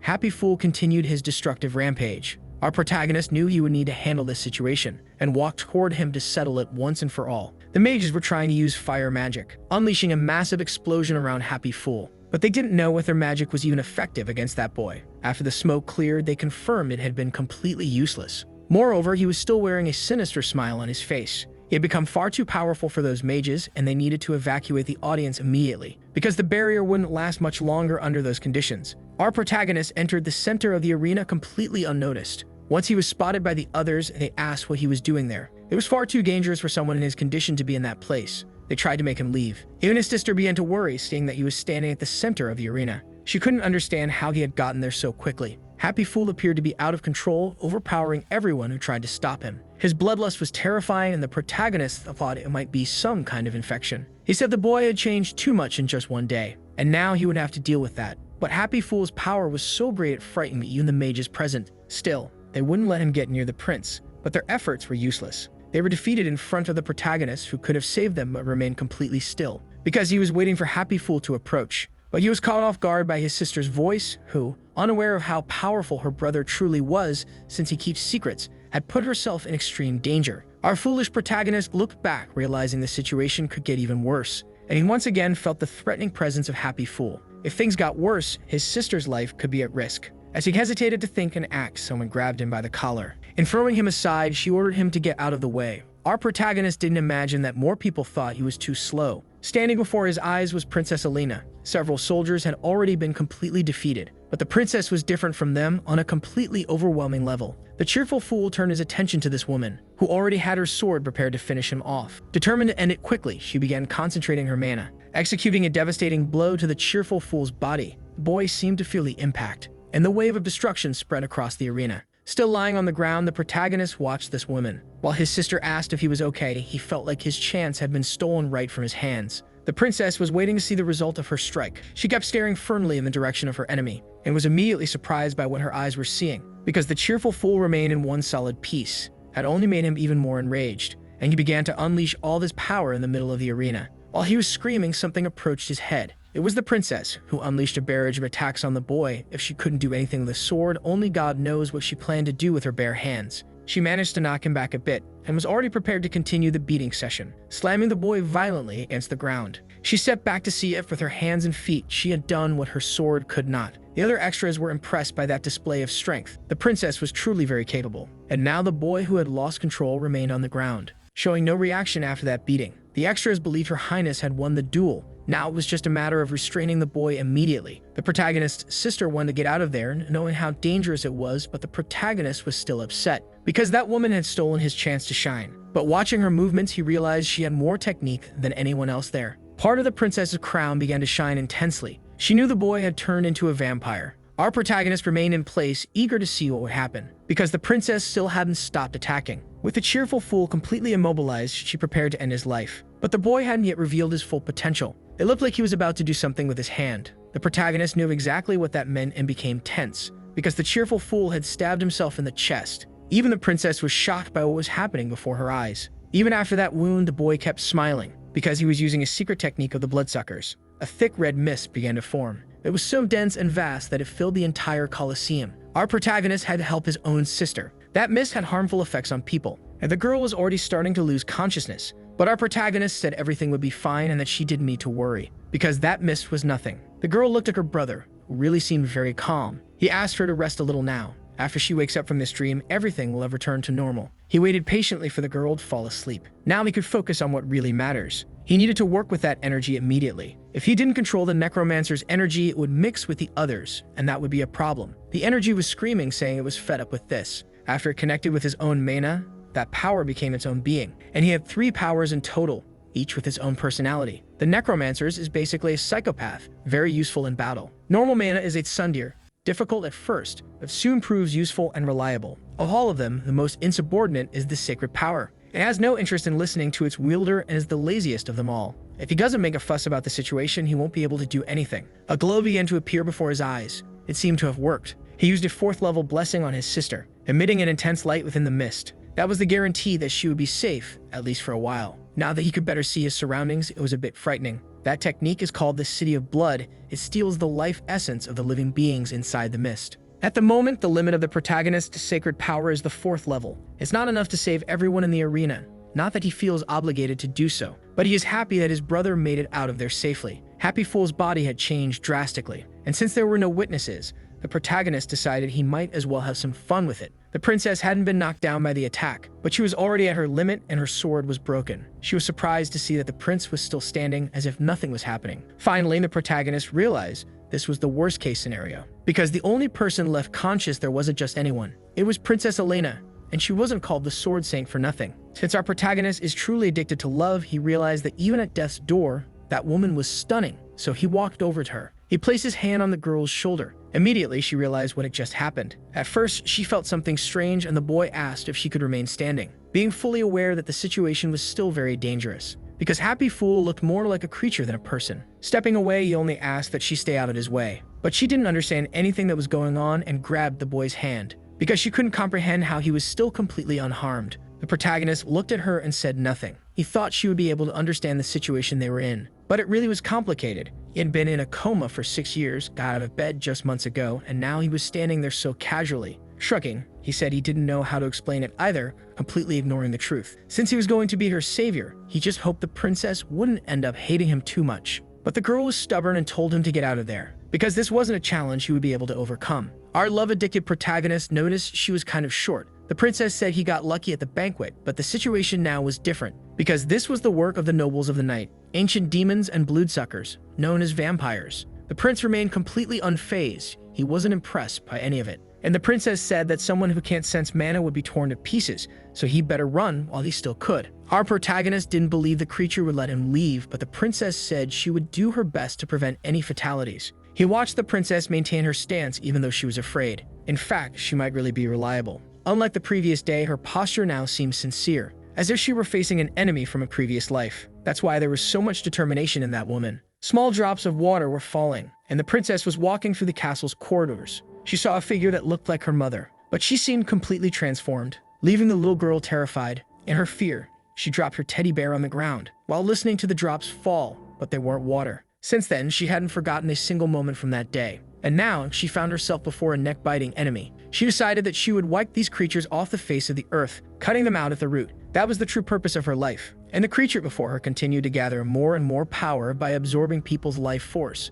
The princess's determination kept growing, but the protagonist struck the girl on the neck while politely saying, "Excuse me." She didn't know what that meant. The protagonist said he didn't understand why she was so obsessed with vampires, and he didn't want to hear the story now, but it was better if she didn't interfere with his work. The girl wanted to know what he meant by that, so he told her to just sit down and watch. The hero's fist was clenched, and after gathering power, the creature began its attack. It had been a long time since our protagonist had used that technique. There was no one on Earth who knew vampires better than he did, or at least, not among the living. An infected one empowered with that technique shouldn't be any trouble. The protagonist said he would send that creature to the afterlife as many times as it wished, touching the attack with the back of his hand. That alone was enough to knock the creature off his path. He said Happy Fool still hadn't learned his lesson, and his time to learn had run out, because now it was time for the protagonist to strike with real power, landing a blow to the creature's chest, right where its heart was. It was time to return it to ashes. The magnitude of the strike was truly overwhelming, throwing the creature's body far away, destroying everything in its path. Watching everything from the best seat was the princess, who was truly impressed, because what she had just seen was simply impossible to comprehend. Our protagonist caused massive destruction. The princess, who saw it all, was now speechless, because she couldn't explain how it had happened. After releasing his anger, the prince said he finally felt relieved. With his enemy defeated, the mist was slowly dissipating, but the princess's thoughts seemed stuck in place. What had happened shouldn't be possible, because that infected creature couldn't be stopped by the knights or the mages. Not even her blade could do anything, but it was defeated by a regular human from whom she sensed no mana at all. And as if that weren't enough, this person had been in a coma just a few months ago. Our protagonist extended his hand to her, but the girl was terrified. He hadn't expected a reaction like that. Even so, he kept his hand extended toward her, and the girl began to think. Despite all of her doubts, there was still much hesitation. She was about to take the boy's hand, until she realized he wanted to borrow the sword, which left her embarrassed. She had imagined something else entirely. Trying to compose herself, she was preparing to tell him that the sword had broken during the battle. But that's not the sword he was talking about. It was the other one, the one she kept hidden. The princess didn't know how he knew about it.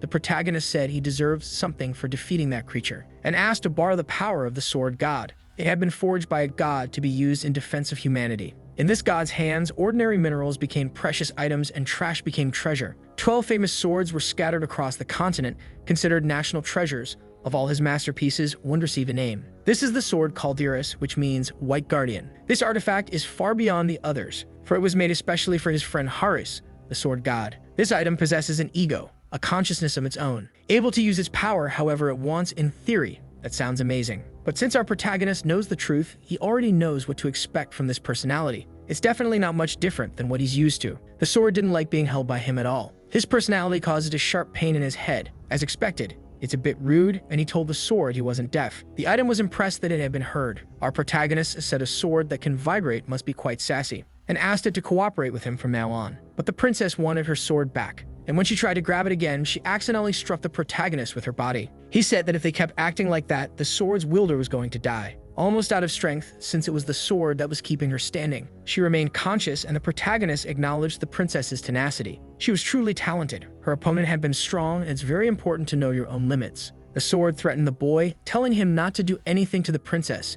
and he said he wouldn't. But he caused an intense glow to appear in his hand, turning that light into a new shape, and a brilliant flash shone across the arena, because the sword had been summoned, and now it was in the protagonist's hands. Patiently, he began to analyze the item. It really was a finely crafted weapon. The sword didn't understand how its power was being used, since not even its contracted owner had been able to do that. Our protagonist noted that it was a very noisy sword. All it had to do was give him its power. He'd take care of the rest. The sword expressed interest in this mysterious person and asked who the protagonist was. Before answering, he was already using the sword's full power, calling down a bolt of lightning from the heavens to strike his target, demonstrating that the sword was truly an incredible item. Our protagonist wanted to know how long his enemy planned to stay hidden, because it was time to reveal their appearance. That strike caused a small tear to appear in the air. Our protagonist had been expecting a vampire. He just hadn't expected one at such a high level. At last, the woman was revealing her silhouette. She was the weird one from the mist. The protagonist wanted to know if they had already met before. She had come because her servant had been defeated,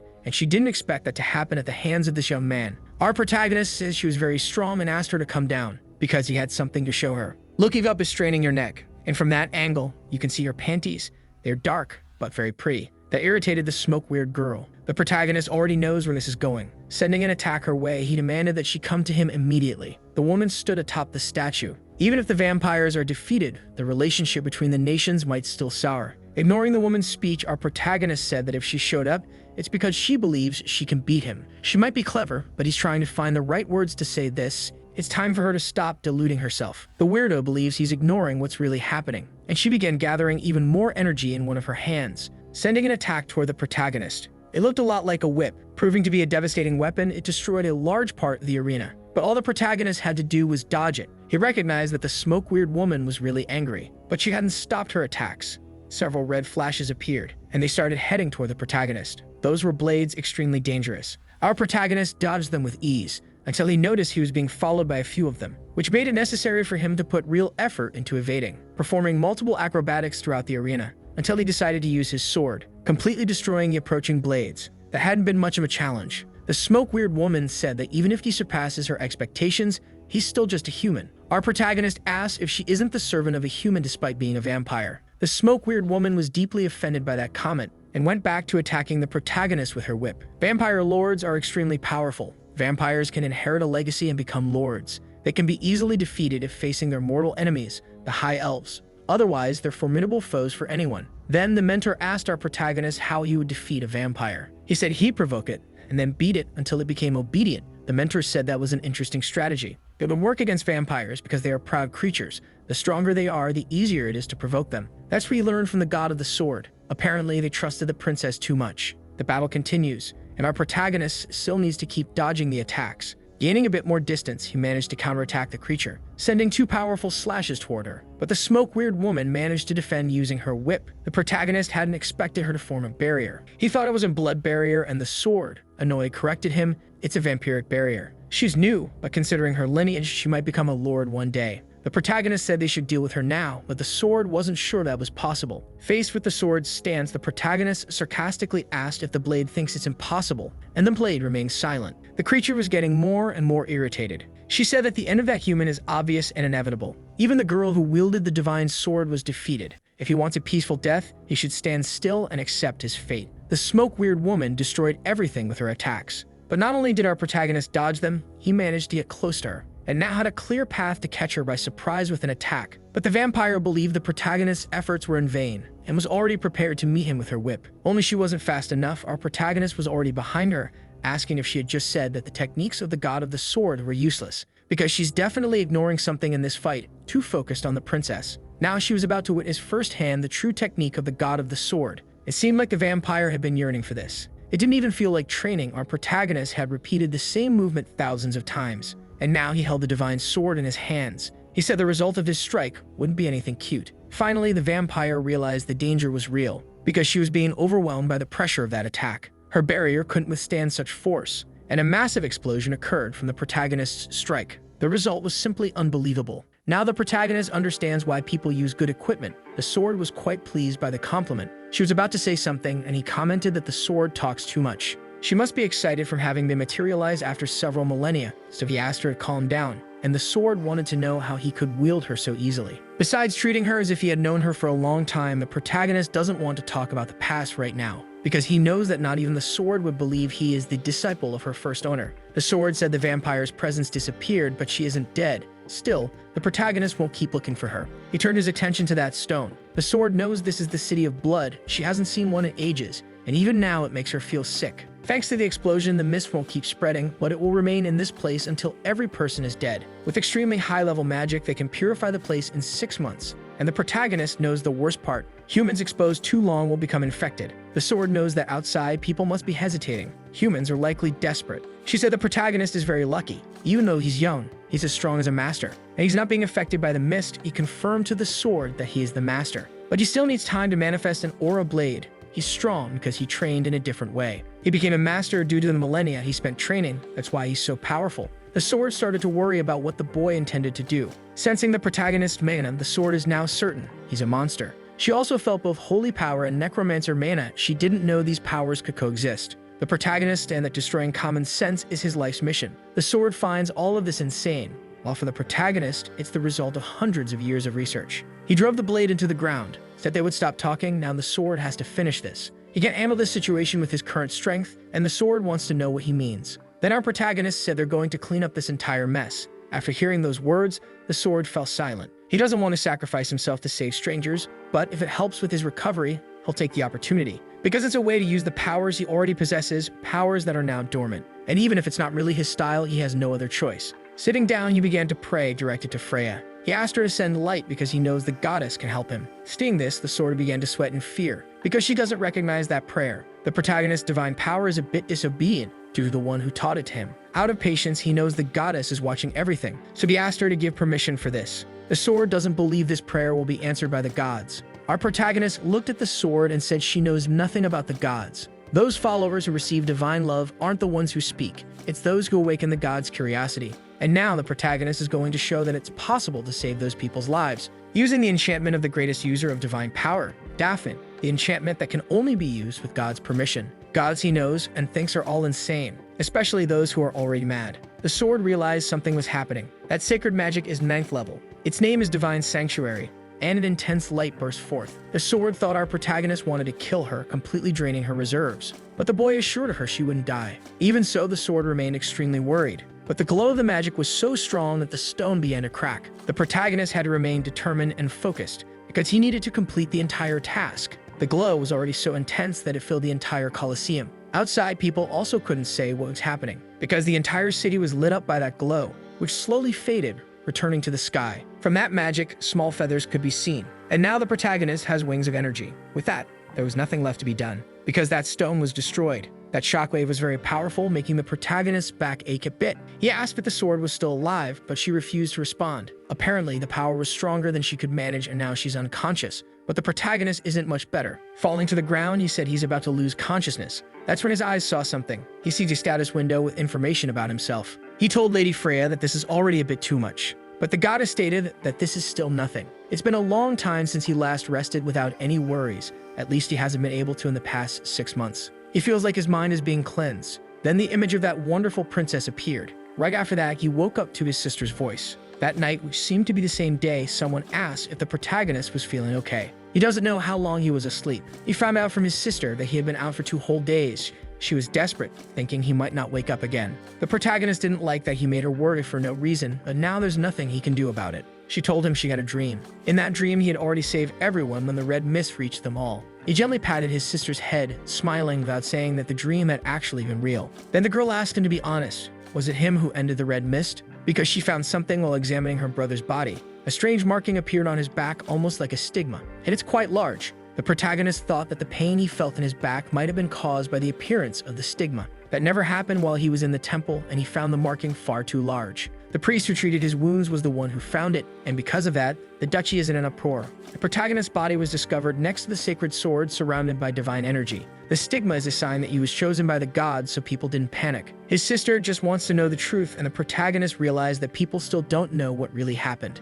He himself doesn't know what to do now, as he doesn't have the right answer about whether he should reveal his powers or not, because he doesn't know what could happen after that. He fears it might cause more trouble than good and said he doesn't remember much. To reassure his sister, he told her that his body is no longer injured. His body is in such good condition now that it's almost a problem. Because he used that much divine energy, his sacred power increased significantly, and his mana reserve has become terrifyingly large. All of his mana reserves grew, and now he can manifest a unique aura blade. Additionally, the divine power that barely grew before is what increased the most from this battle. Now he needs more opportunities to keep growing. His sister tried to say that things are a mess, especially for his personal servant. He remembers Amy from before he lost consciousness. His sister also said that Princess Helena had been looking for him and wanted to take him to a proper doctor. Our protagonist said the girl must be tired of taking care of him and that he would like to reflect on some things alone. Before leaving, she told him not to worry about Bare Eyes as it had been safe all this time, and she wished her brother a peaceful rest. Now he has a better sense of how things are. He waited for his sister to walk away down the corridors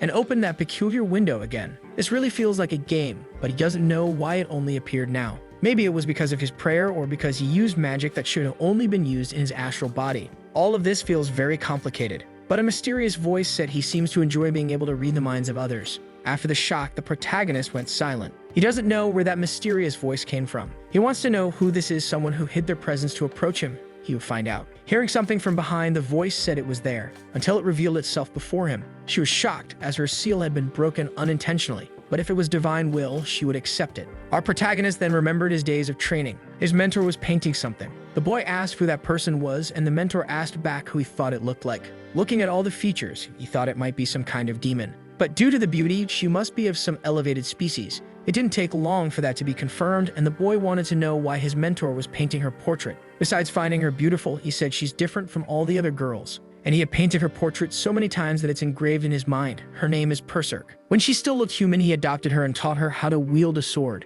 And as the legends say, to end the Great War, he had to seal the demon lord within his sword. The lord's name was Berserk von Fallen. The boy had heard that name once before in his life, and she was surprised that a human knew her. Apparently, his eyes do not deceive him. The only problem is that she is very small. The girl warned that she doesn't like being tied up, and that our protagonist must be quite the rascal. But he said they don't know each other well enough yet to be making jokes. Though, this isn't their first time talking, so there's no need to be hostile. Our protagonist wants to know what's going on, and the Demon King said they are bound to each other. She spoke about the stigma on his back, for it is to him that her soul is now bound. That's why the size of that thing is not normal. Imagining that this stigma is the seal of a Demon King, our protagonist can't find that funny. He said none of this makes any sense. The Demon King asked if he could untie her, since she's not the type to enjoy these things, especially not in such a vulgar position, because it's just a bit too embarrassing. Our protagonist freed the Demon King and asked why she's not inside the sword. He wanted to hear a plausible explanation, and once again she said they are bound, and then formally introduced herself to him. She is Perserk, daughter of darkness, the Demon King of the Abyss. In very old tales, she was the cause of the war between humans and demons. The divine sword Calderas was used to end that war, at least that's what everyone hears, but the soul of the Demon King was sealed in the sword. Our protagonist is trying to understand if that figure is really the Demon King, because she doesn't look like the legends say, and she noticed that our protagonist already seemed to know about her. She said that Calderas wouldn't be so cruel as to imprison the soul of a friend. If she had known this was going to happen, she wouldn't have said goodbye too. So she decided to explain things clearly to him. She was transferred to him through the stigma because of the will of the gods. Our protagonist hoped she has a better explanation than that, but if she did, she wouldn't be so frustrated. All of this happened because of the holy powers he possesses, and he should be responsible for it. The Demon King said she's interested in him because he's the second person ever to use the divine sword to its full potential. The protagonist said he only used Hara's techniques. The Demon King noticed that he speaks of this person as if he had met him, and the protagonist confirmed it's true, saying that Hara spoke of her whenever he had the chance. The girl was moved that he still remembers her. It's good to know he didn't hide that fact, but the protagonist asked her to keep it a secret, even if it makes no sense to lie to a Demon King who can see through people. She corrected one thing about that. The Demon King can't see through people, she just borrows the will of higher beings. Our protagonist asked if she's talking about the status window. To the Demon King, humans used to call that God. The boy didn't expect that those higher beings would give such a raw description of him. He wasn't expecting anything from the God who gave him divine powers. The Demon King said it's nice to meet someone different, and she hopes to explore the world with him. After living for so long, that's the only interest she has left. Our protagonist asked what he's going to gain from it, and the demon said he already gained her abilities. Just like in the games he used to play, he received skills. The boy didn't imagine she knew about his past life. To her, this is a very good deal, and she's very excited to see where he will take them. Thinking better about it, our protagonist agrees her abilities are very appealing, but it seems like he has no choice either, and he decided that from that point on, they would get along. Now he has someone he can share all his secrets with. A few days passed, and the kingdom is still in turmoil over what happened, and because of the appearance of a stigma. At the center of it all is the protagonist looking outside. Perserk said people are gathering. Popularity is very exhausting, and she suggested that the protagonist tell the truth, but he's not interested. And most of the people are priests who want to see the stigma. But since this is a sign of divine love, the Demon King understands them. It's as rare as the birth of a saint, and they appear from time to time, once every century. The protagonist made his decision and told his siblings to pack their things immediately. He doesn't have time to explain all the details, but his siblings know he's worried about the overwhelming number of visitors. The little one doesn't understand why they keep going there non-stop. It's not like that place is sacred ground, but the protagonist knows it is sacred because of what happened there. In fact, half of that entire city is sacred, but right now they need to flee, and flee quickly. They were finally ready to continue their journey. The demon asked if it's really okay to leave like this, certain they'll be pursued. But the protagonist doesn't care about that. The next day, the princess learned that he had fled. It made her furious. Even after everything that happened, he left without giving any explanation. And she knows the version of events being told isn't the truth. The princess wants to know what really happened.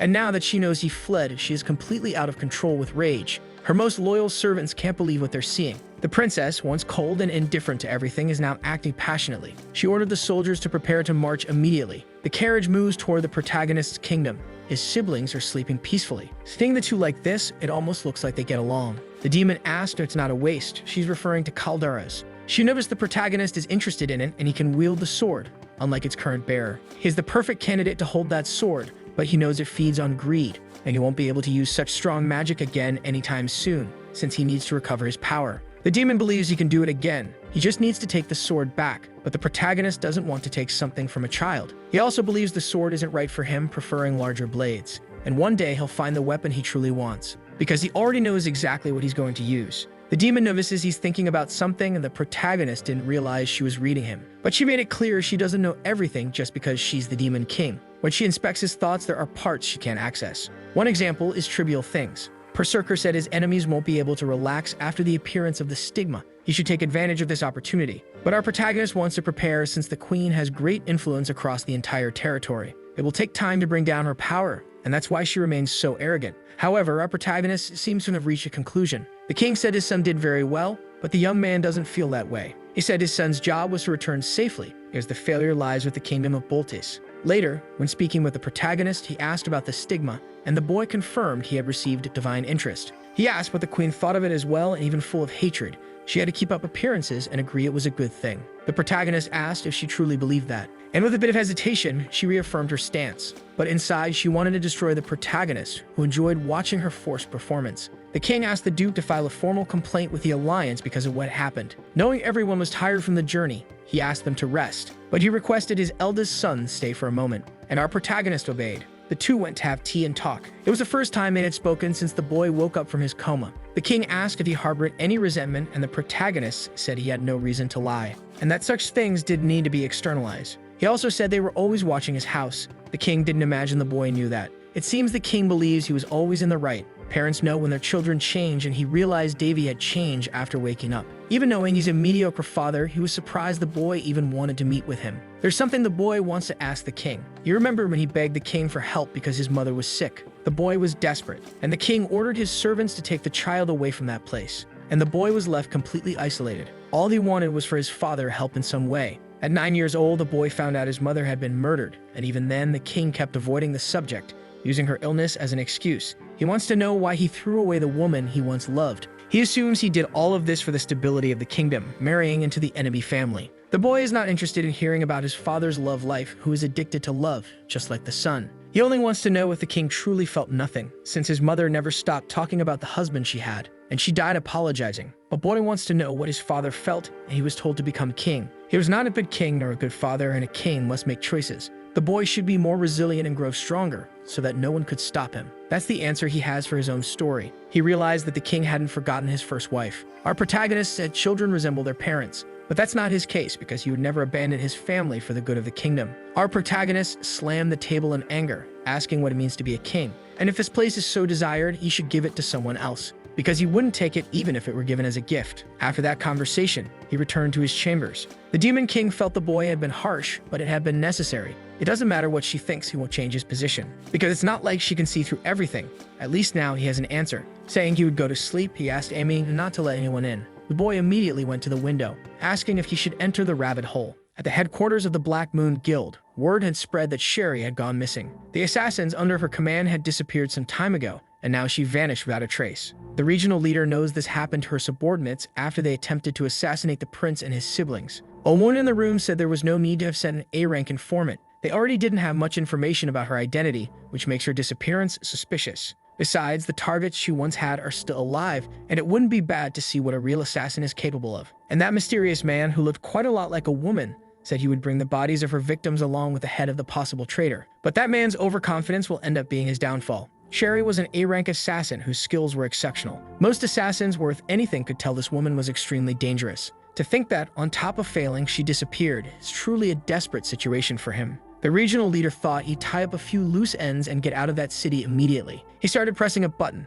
but no one came after that, which made him even more worried. It was like a panic button, and if no one came, it meant things were already bad. He stood up from his chair, a bit panicked. Someone told him not to move. His subordinate who had been in that room was already taken out, and now the regional leader was pinned to the desk. The person who did it was surprised he was human and not a vampire. The man screamed in despair, saying there was an intruder there. He tried to call for help, but no one in the building was in a condition to do so. Realizing that, the man kept his desperation silent, because the person who did this was clearly stronger than him, and at this rate, he'd end up just like the others. He started thinking it could be the work of another guild, but not even they could pull this off so easily. Maybe that person had been sent by his own superiors, and the mysterious man asked if the regional leader wanted to live, because he would allow it if the man was willing to share some information. The leader said he could get information if a formal procedure had been initiated, but the mysterious man wanted information that couldn't be bought. In response, his hostage said he would tell him what he wanted to know, so his captor released his hands, told him he didn't need much. He wanted a list of every aristocrat loyal to House Varietta and proof of their acts of corruption, because there are signs that this duchy is trying to rally other nobles to its cause, and there must be documents about that. The man tried to resist, but was quickly reminded of his situation, and realized he would be finished if he didn't cooperate. That mysterious man is truly dangerous, a master among assassins, and he asked the victim if she needed another warning. Because detecting lies is his specialty, it's best not to try bluffing. But it's up to him what he wants to do with his life. The man knows why a master assassin is in such a small kingdom. He gathered several scrolls and gave them to the master assassin. Our protagonist knew this wouldn't be easy. There are many false names and unnecessary information there. He needs to keep searching. That's why he called it the rabbit hole. He told the Demon King, They need to gather more information to clean out that aristocracy. She realized this will lead to a bloodbath. But our protagonist said he won't kill them all. He needs to play by the rules of the game. Even if they are aristocrats, none of them are above the law. He wants to speak with one of the 3 sword masters of the kingdom, Peltrais, who was his mother's personal knight when she was alive. The knight received a document that deeply worried him. He went to the butler to find out who had delivered the letter. The protagonist's cleansing operation was already underway. He was watching everything happening in that place.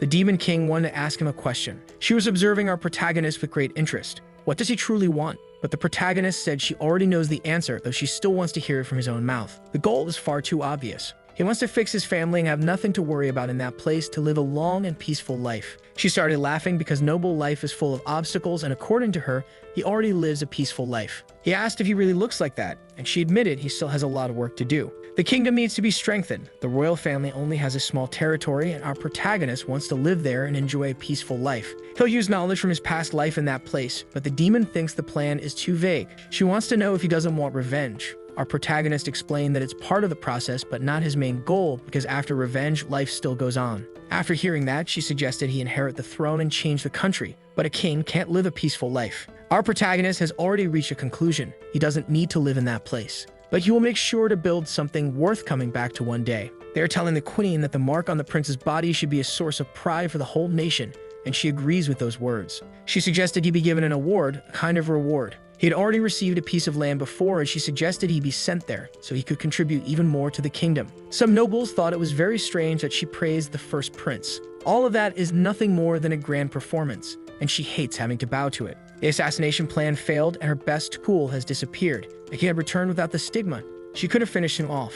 Now, everything is more difficult. She must stay focused. She found out that last night, several pieces of information were leaked. Every information guild in the kingdom was destroyed in a single night. She was informed that the one responsible was a master assassin, whose aura was terrifying. Going after him is dangerous, and there's no one in this kingdom capable of doing it. But the queen insists because losing information is far too risky. She will be in danger if that information falls into the hands of that knight. It could even spark a revolution in this kingdom. She suspects the same person is involved in everything. Even though she has no proof, she believes the one who caused all this and the one protecting the prince are the same. Still, she believes there's hope. She just needs to get rid of that bastard. There's only one option left: legally exile Danilo. And that's where the bitter queen will place her focus now. She suggested he be sent to other lands, thinking he would refuse, but she was surprised by the result. The king found it interesting, to the queen's total shock. It's not appropriate for an adult prince who won't inherit the crown to remain in the palace, and this should be dealt with urgently. And the king seemed interested in that idea as well. He ordered the prince to be brought to the hall.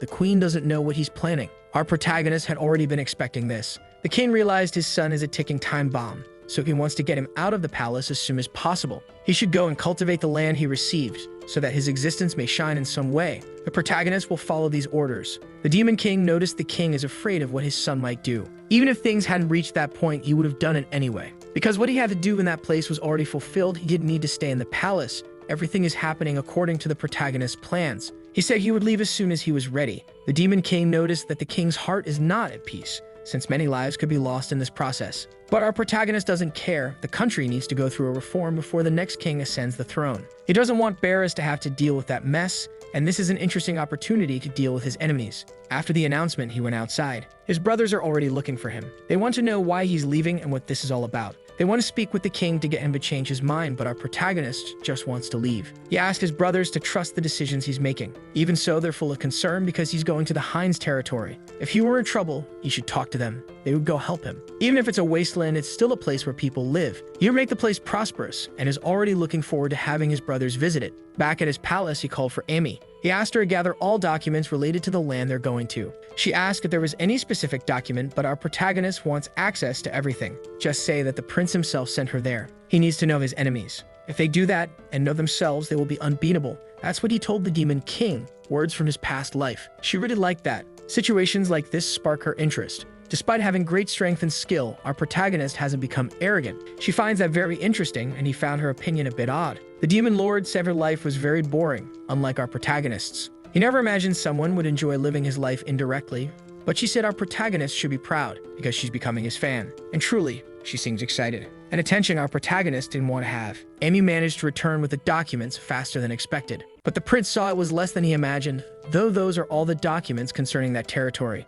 He thought maybe that's for the best, Less bureaucracy will make his job easier. The boy began to analyze the documents. Even the demon lady was helping with the task. They realized that land is cursed. The Lord doesn't know how he managed to end up with such a terrible plot of land. Despite everything, our protagonist is very grateful. They're already organizing materials to depart on the journey. Apparently, Amy will be the protagonist's only companion. It will be a modest farewell, but our protagonist can't change that. He has no knights loyal to him. It's as if he were a poor wanderer, but someone came to see him. The knight who once served his mother came there. He heard that the prince was leaving. He said the boy could become the kingdom's successor. The boy said he's not so sure about that, and the knight looked at him firmly. He said the young man had matured a lot. If the queen were alive to see him, she'd be proud. Our protagonist said he'd only be a disappointment to his mother.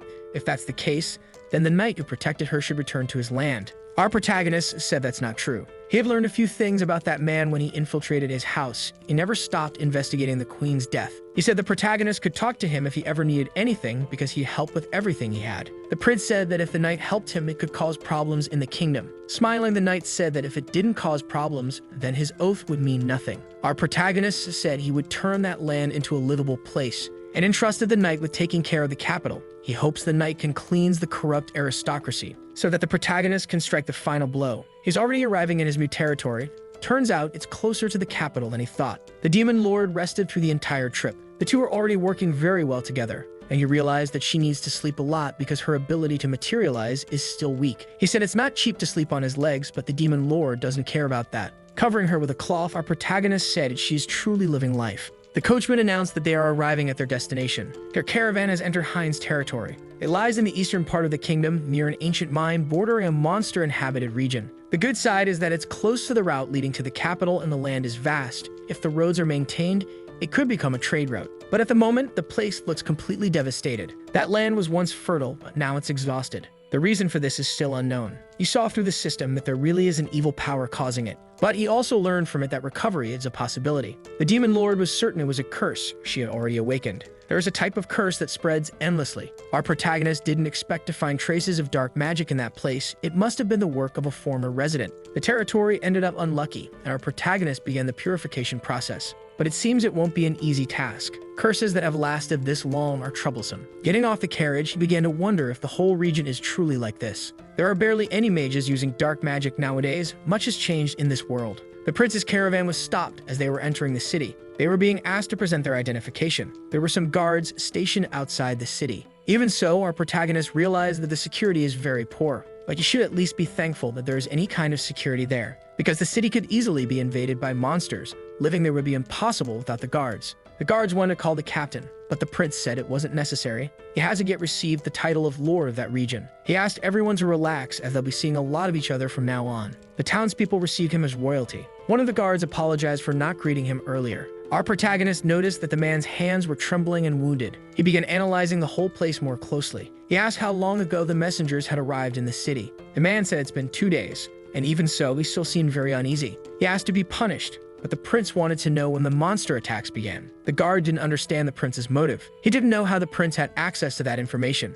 Our protagonist said he would purge the curse, starting with eliminating the goblins. That man is the head of the Watchmen. He's ashamed because he is also responsible for the region. His name is Monmeter, but now he's simply called Mustache. The protagonist could see he was filled with worries about the land, about the people, and said that managing that region must be very difficult. He asked him to keep up the good work, and he would do just that. Our protagonist also said that the fruits of his efforts could already be seen and promoted the Watchmen to official guards, and he hoped Mustache would be the one to train them. He said the man has the skills needed for it, and therefore he is now officially hired. He added that as they improve, they will receive titles since the prince has the authority to grant them. These are his ideals. On the way there, he came across tracks of the creatures. The goblins had infiltrated the castle. He wanted to know how that happened. With constant attacks, the guards were already fatigued and wounded. Dozens of homes had been burned and many of the town's residents kidnapped. Our protagonist asked what the internal situation of the city was and learned that they had enough food to last until winter, but they had a very bad year. Using the resources he had received, the prince wouldn't last 2 years, observed the demon lord.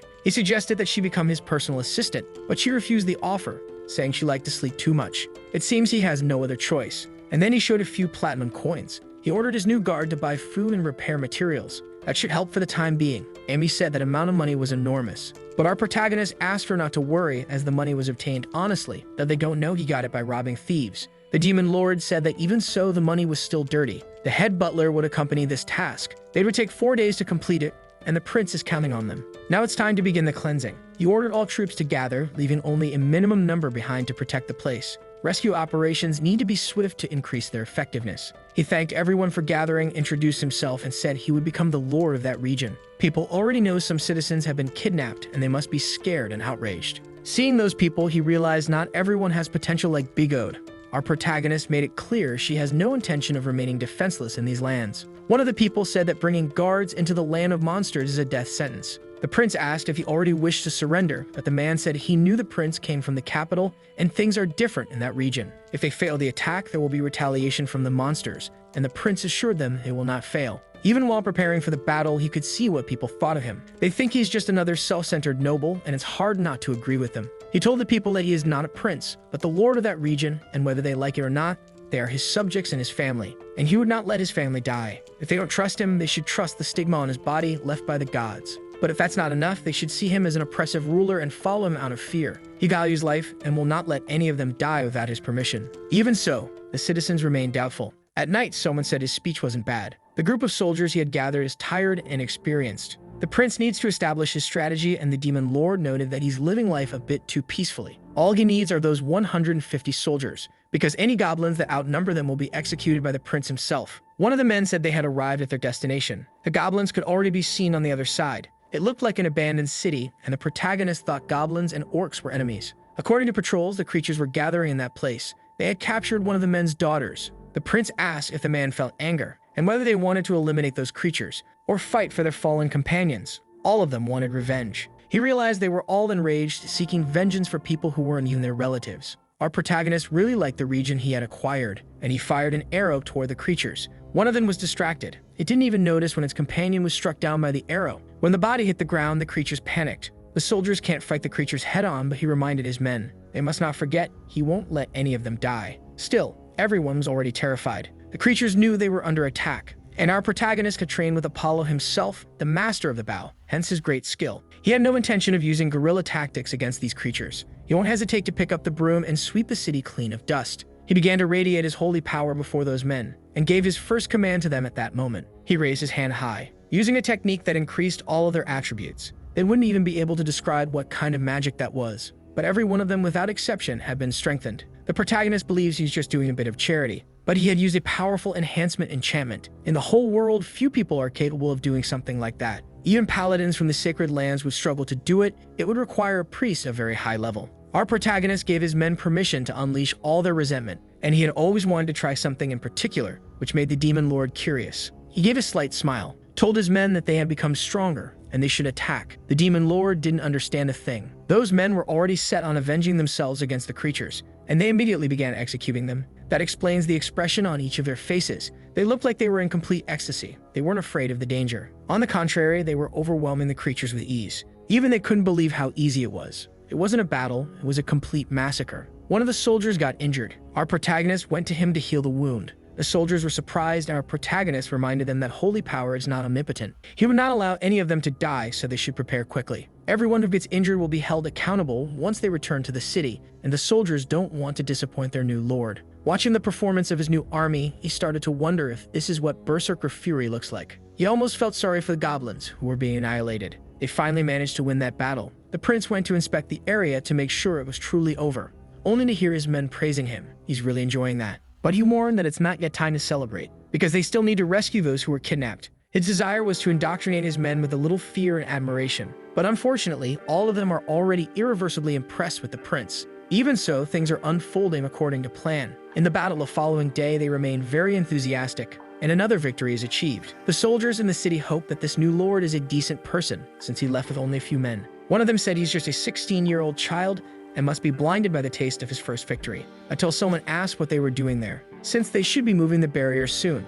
The lord returned to the city. Those two guards don't understand what's going on, and they were very surprised. He really defeated the creatures with 10 guards and 3 knights. The prince wasn't expecting to receive such a reception. The expression on the people's faces is one of great surprise. The demon lord said what he did is as astonishing as giving drugs to these people. At this rate, they might end up creating a religion around him. The prince warned that there must still be some creature settlements left, so they would head out on regular cleanup missions, leaving behind the necessary forces to protect the city. He then dismissed his men. Noticing that they're all very impressed, He hopes that feeling will fade after a few days. Rumors travel faster than the wind itself, and many of the city's residents are already treating the Lord kindly. Some even get into fights over it. That possible idolization made the prince start to regret some of his decisions. He succeeded in earning the trust of all the residents. Perhaps a noble in that land was useless. At least that's what the residents used to think. But he learned from the conqueror Estrella that no matter how small the land is, he rules over people, not cattle. People must follow him of their own free will. The protagonist didn't learn politics from him,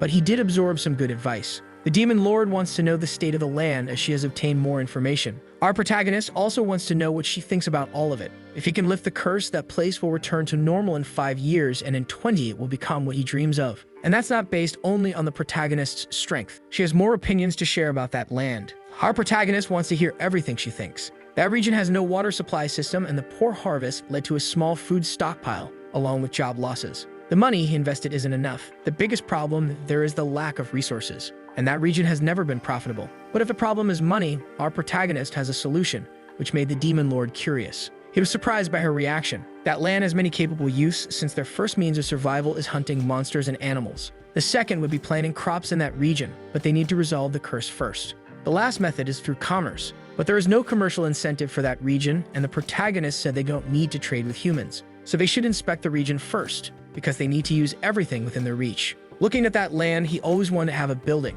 and now the protagonist owns a large piece of land which used to be a farm. They were confiscated from the former owner, and now belong to the protagonist. Hidden in that land lies the root of the curse, and in his current condition, he won't be able to restore that land with magic. He could possibly do it if he had calderas and even considered borrowing the sword from the princess. She seems very proud and thought of using the excuse of taking a look to borrow the sword, but the demon lord advises against it. The only solution left for them is to do it on their own. Our protagonist said they've been complaining a lot lately, and the demon lord wants to know who he's referring to. He said she'll find out soon enough because there's a child who wants to show off. Told her to go ahead while she still has the chance, conjuring a large magic circle on the ground. The demon lord has never seen a formation like that in her life, which makes sense, since the creator of that magic is from another continent. That magic uses a very specific language. Dark mages need several artifacts as well as a great deal of time to be able to cast a curse that will help the protagonist find the root of the curse. He is waiting patiently, and it seems he has found the flaw in the place and has begun to fix it. That demanded a lot from him. In turning away from the demon, he asked for her help. He wanted to know if this really resembled a curse, because it didn't seem like one. According to that magic, a place was appearing like a heated room. After that, they went to the borders of the region. In that place, they reach other conclusions as they are still searching for the source of the curse. The demon lord remains quite curious. She wants to know if the lack of rain and the barren soil are part of the curse. The protagonist said that in some way they are, but his magic identified that the curse has only one effect. It maintains a specific condition, and if it persists in a region for a long period, it can become complicated. He doesn't know what purpose it was created for, but it destroyed that place. Looking ahead at the problem, our protagonist began to wonder what would happen if he could modify this new condition. He might be able to turn that place into a tourist region. He finally found very ancient ruins. He didn't imagine something like that could exist in such an arid place. It was certainly built before the Great War. Maybe not even the dark mages were aware of that region. It's very quiet there. He expected to find some kind of tavern. As soon as he finished speaking, a large stone creature appeared. There was a magical stone on the creature's face. The demon lord said it must be a magical creature, since it's using a mana stone. She asked the protagonist to be cautious as the creature might have strange abilities,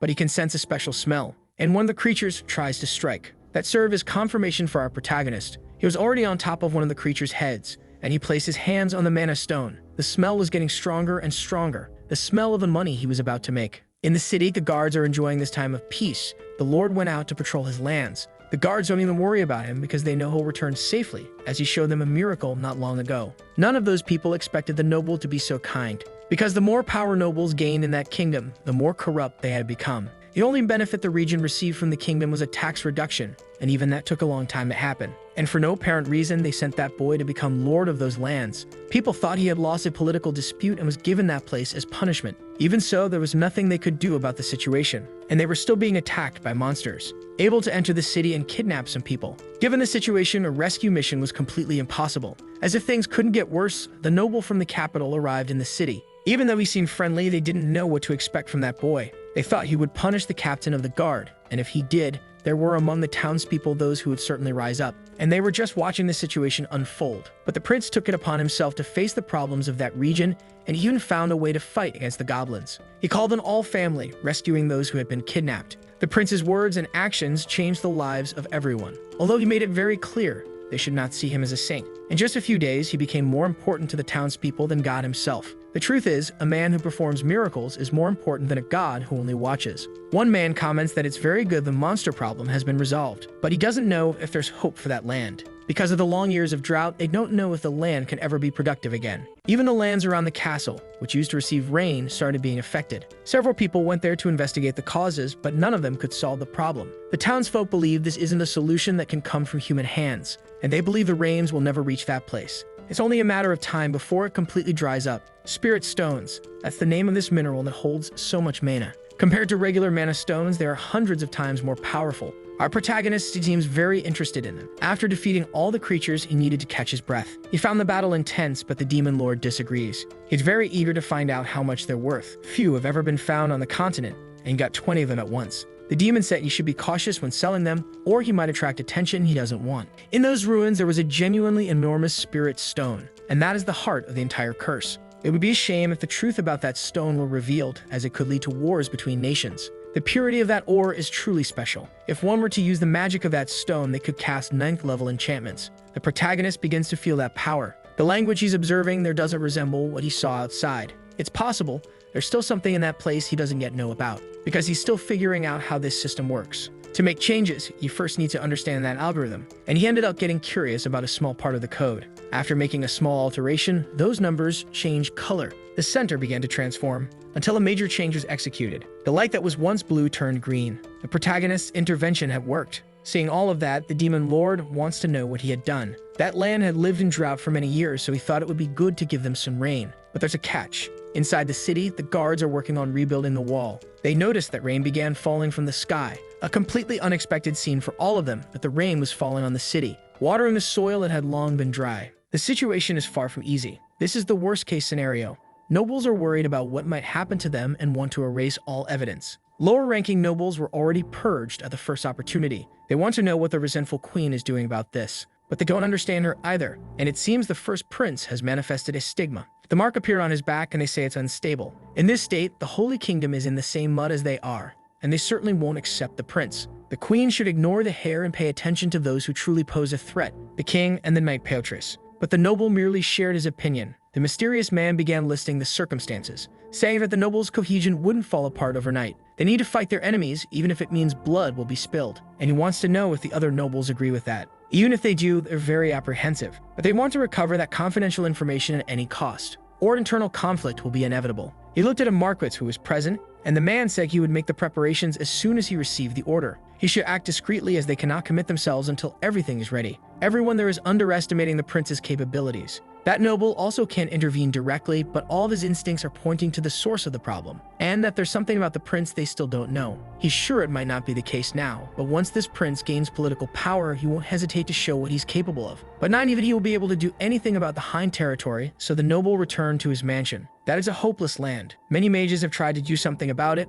and all have failed. It will be no different with the prince. You won't be able to do anything in a land untouched by rain. But what he doesn't know is that rain is falling on that desolate land. The residents are also very surprised. No one can say for sure why that rain is happening. The protagonist took quite a while to find those hidden ruins. It will need to rain for a few more days before the land can be planted again. He has all this information thanks to that stone, because it's connected to other spirit stones scattered across the region, allowing him to understand the environment and control the weather of the entire area. In the end, humans are a species that evolved through laziness. With the leftover spirit stones, he crafted a place where he can store his items. Now he needs to wait patiently for the land to recover. A week had passed. The residents are gathering as if they were members of a crazy cult. Our protagonist is impressed by how many residents showed up, but they didn't let the prince work alone, and he warned that it would involve a lot of physical effort. Maybe the elderly wouldn't be able to handle it. People really like the prince and enjoy his remarks. He said that day's task is simple. He had asked the knights to draw lines around the region the day before they're going to clear all that land. The work will take 4 days. Those who don't feel up to it can leave without any issue. They will have time to rest, and he guaranteed that everyone would be paid for the work they're going to do. The knight said that even though it rained in recent days, the land is vast and it won't be possible to cleanse it in just 4 days. But the prince is confident they'll manage to do it. Meanwhile, other residents are eager to witness yet another miracle. But the knight's faith is small. Even though he witnessed a miracle, his heart is hesitant, until a great light appeared before his eyes. Our protagonist was strengthening all the workers with his magic. The knight finally understood how this would be possible, and he also felt his body being strengthened. Because all the workers have been blessed, now they can really dig into the work with their hoes. Our protagonist thinks that if he had calderas, they could use an area of effect spell, but he said that's not the purpose of a sword. The knight wants to know what the prince plans to plant on that land, but there are only two ways to make money in a short period of time. What determines the value of something is its availability and scarcity. The demon lord wants to know how he plans to achieve both. The boy's answer is simple. He's going to plant moon grass on that land. His answer satisfied the knight. Throughout that entire territory, moon grass will be planted because it's something very rare.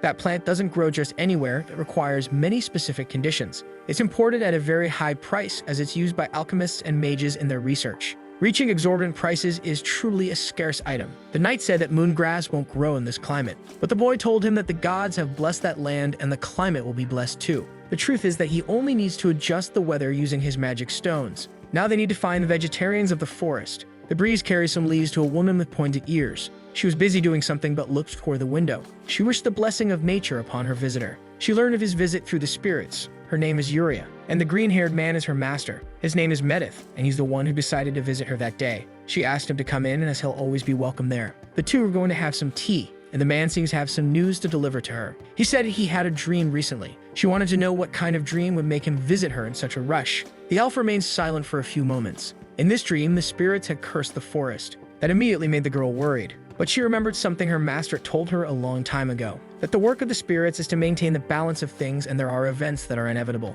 He told his student that the forest is drying out, and that it's happening throughout the entire forest. That's why he came to ask her to return to her hometown, which lies within the sacred tree. She listened to this request patiently, but she was already at home, and besides, she's no longer welcome in their city. However, she asked her master to take the others from that place, so they wouldn't be affected by the curse. But her master was very worried, because he knows she could die if she remains in the forest. Yet to her, all of this is part of the natural course of things. The imminent danger did not bring her any fear, and maybe, just maybe, someone will appear who can save that place. After saying this, she began to enjoy the breeze that was blowing, as it was a sign that better times are coming. And she asked what her master thought of the tea, because this time she used grasshopper wings in the mix, making her master spit the tea out immediately. For a brief moment, he understood why the other elves don't want her in the capital. He had completely forgotten that even her own kind don't like her very much. They consider the girl a heretic and a psychopath. Our protagonist is walking through the forest. The demon lord didn't expect anyone to be living in that place, especially elves, who are not only rare, but also very hard to find.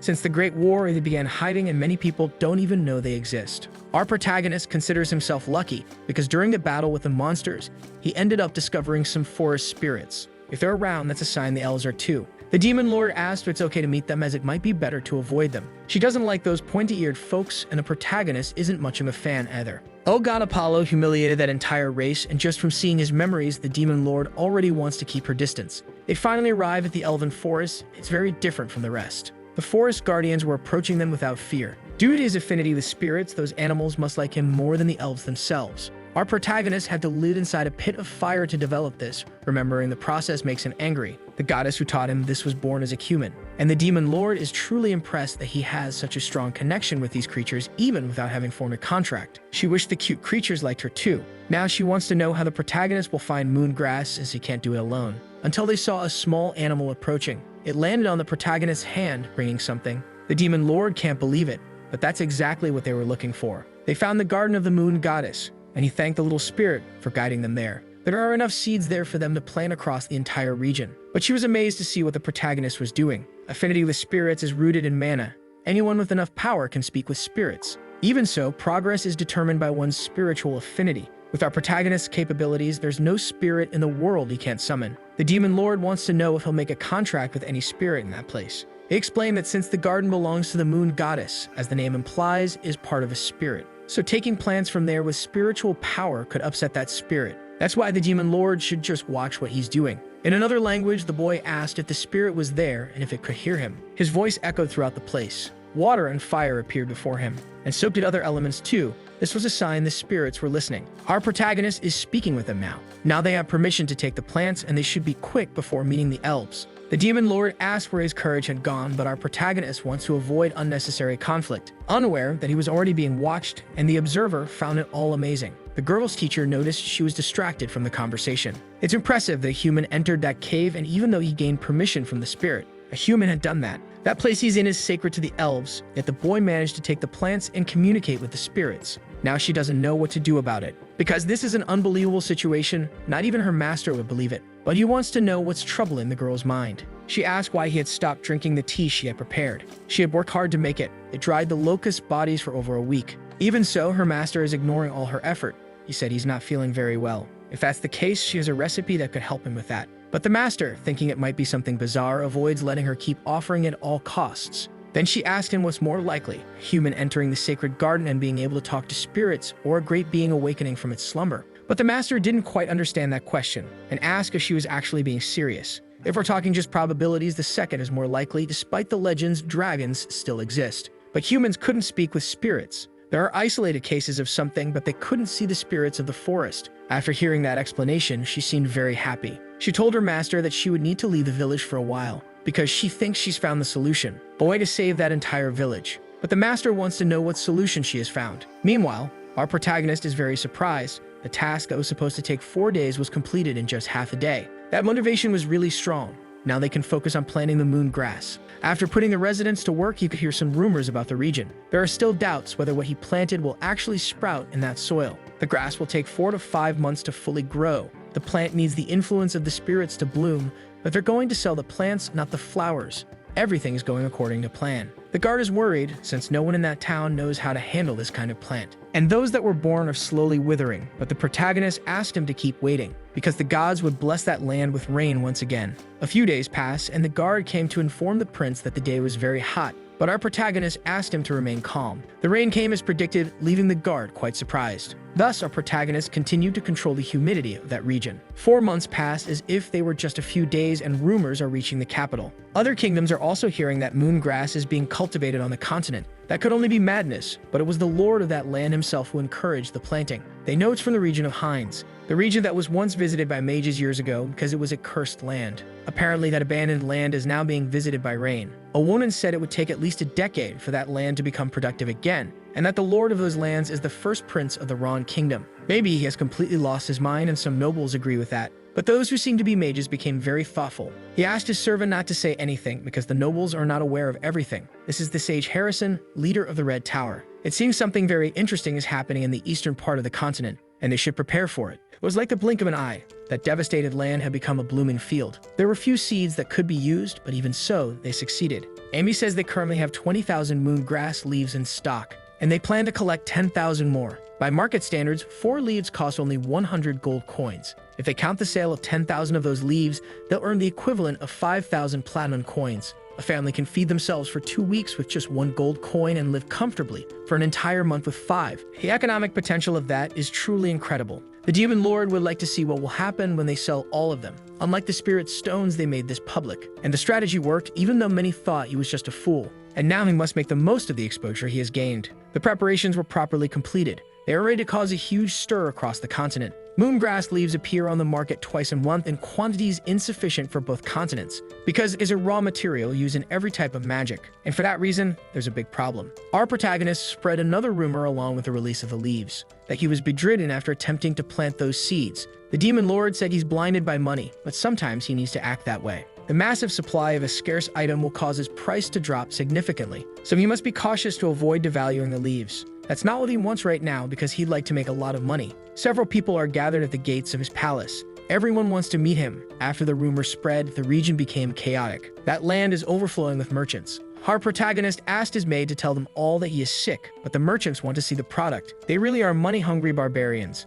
So our protagonist met with the townspeople. They asked Big God how security is going. Everyone is working very hard, but they're short on people. The entire city is overwhelmed because of the visitors. Our protagonist ordered him to pull aside anyone who seems suspicious to avoid bigger problems. He needs to maintain basic courtesy, but he's not obligated to understand all those people. The empty houses were modified to accommodate the visitors, but it's still not enough. He said they could use the tents he had purchased. He could resell them to these people and recommended setting an exorbitant price. Thus, the meeting came to an end. But he asked Big O to wait a little longer. The captain doesn't know why the Lord wants to talk to him, and our protagonist said he'd like to have a quick word with him. At night, the captain is warmly welcomed at the tavern. When invited to drink, he said he'd do it another time and recommended that everyone take it easy that night. In his bed, he is completely exhausted. Because he has many duties throughout the day, training soldiers, overseeing security, and taking etiquette lessons. He's never been this busy in his entire life. The man has a message for him. There is someone in that place who wants to speak with the captain, so get ready to meet that person. That young man is named Hallis, and he is a 4th-level expert from the Green Tower. He apologized for disturbing the captain, but the man was understanding. The mage knows the region is in chaos and that the captain was protecting that area even before it reached prosperity.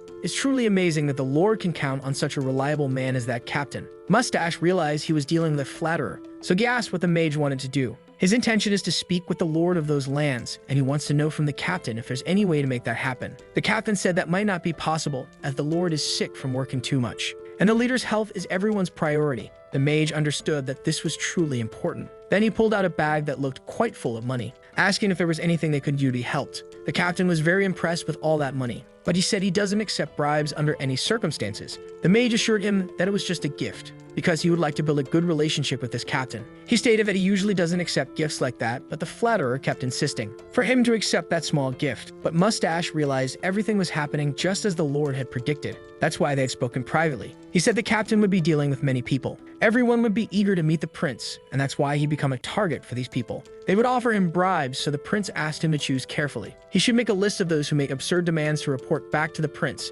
and he should accept all bribes offered to him. Additionally, he must pretend to submit to their requests and should show them that small vial. A vial of that costs 100 gold coins. The goal isn't to sell it, but just to spread a few rumors, so they can raise its value as much as possible, keeping people in that territory for as long as possible. Seeing that small potion, the mage was immediately surprised. The captain said that's the product they're cultivating in that place.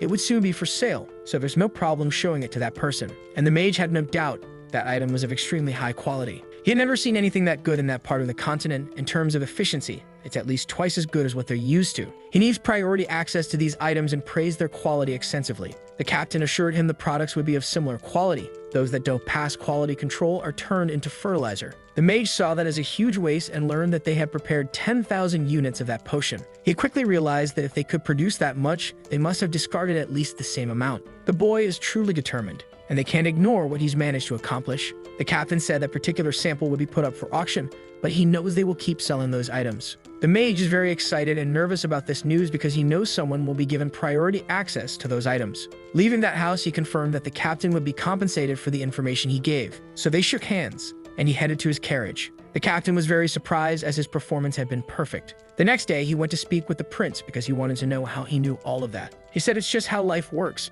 People like to accumulate wealth, and they're simply taking advantage of things as they are. The captain was even more impressed. He brought the prince all the bribes he had received, and the prince told him to take that wealth as a bonus for the guards. He should divide it among them to use however they want. He tried to refuse, but the prince said he should take it. Most of the profit from the sale would go to him anyway. The demon lord wants to know if the boy can handle all the pressure, but he made it clear that the buyers are already competing with one another. Soon people will stay in the territory, which will attract other merchants. That will accelerate the sale of land in the city, and consequently increase the number of citizens in the area. All of this because of the moon grass. It's hard to imagine that this land used to be unproductive. The news keeps spreading across the continent, and other magic towers want to invest in that city. Perhaps the Red Tower should do that too, but this man is quite cautious. He told his master that something is bothering him. He's heard the prince wants to sell the items through an auction. From their perspective, that could end up drastically lowering the price of those plants. At first, it will be very expensive, but soon the prices will become very affordable. That's why products are imported with an expiration date,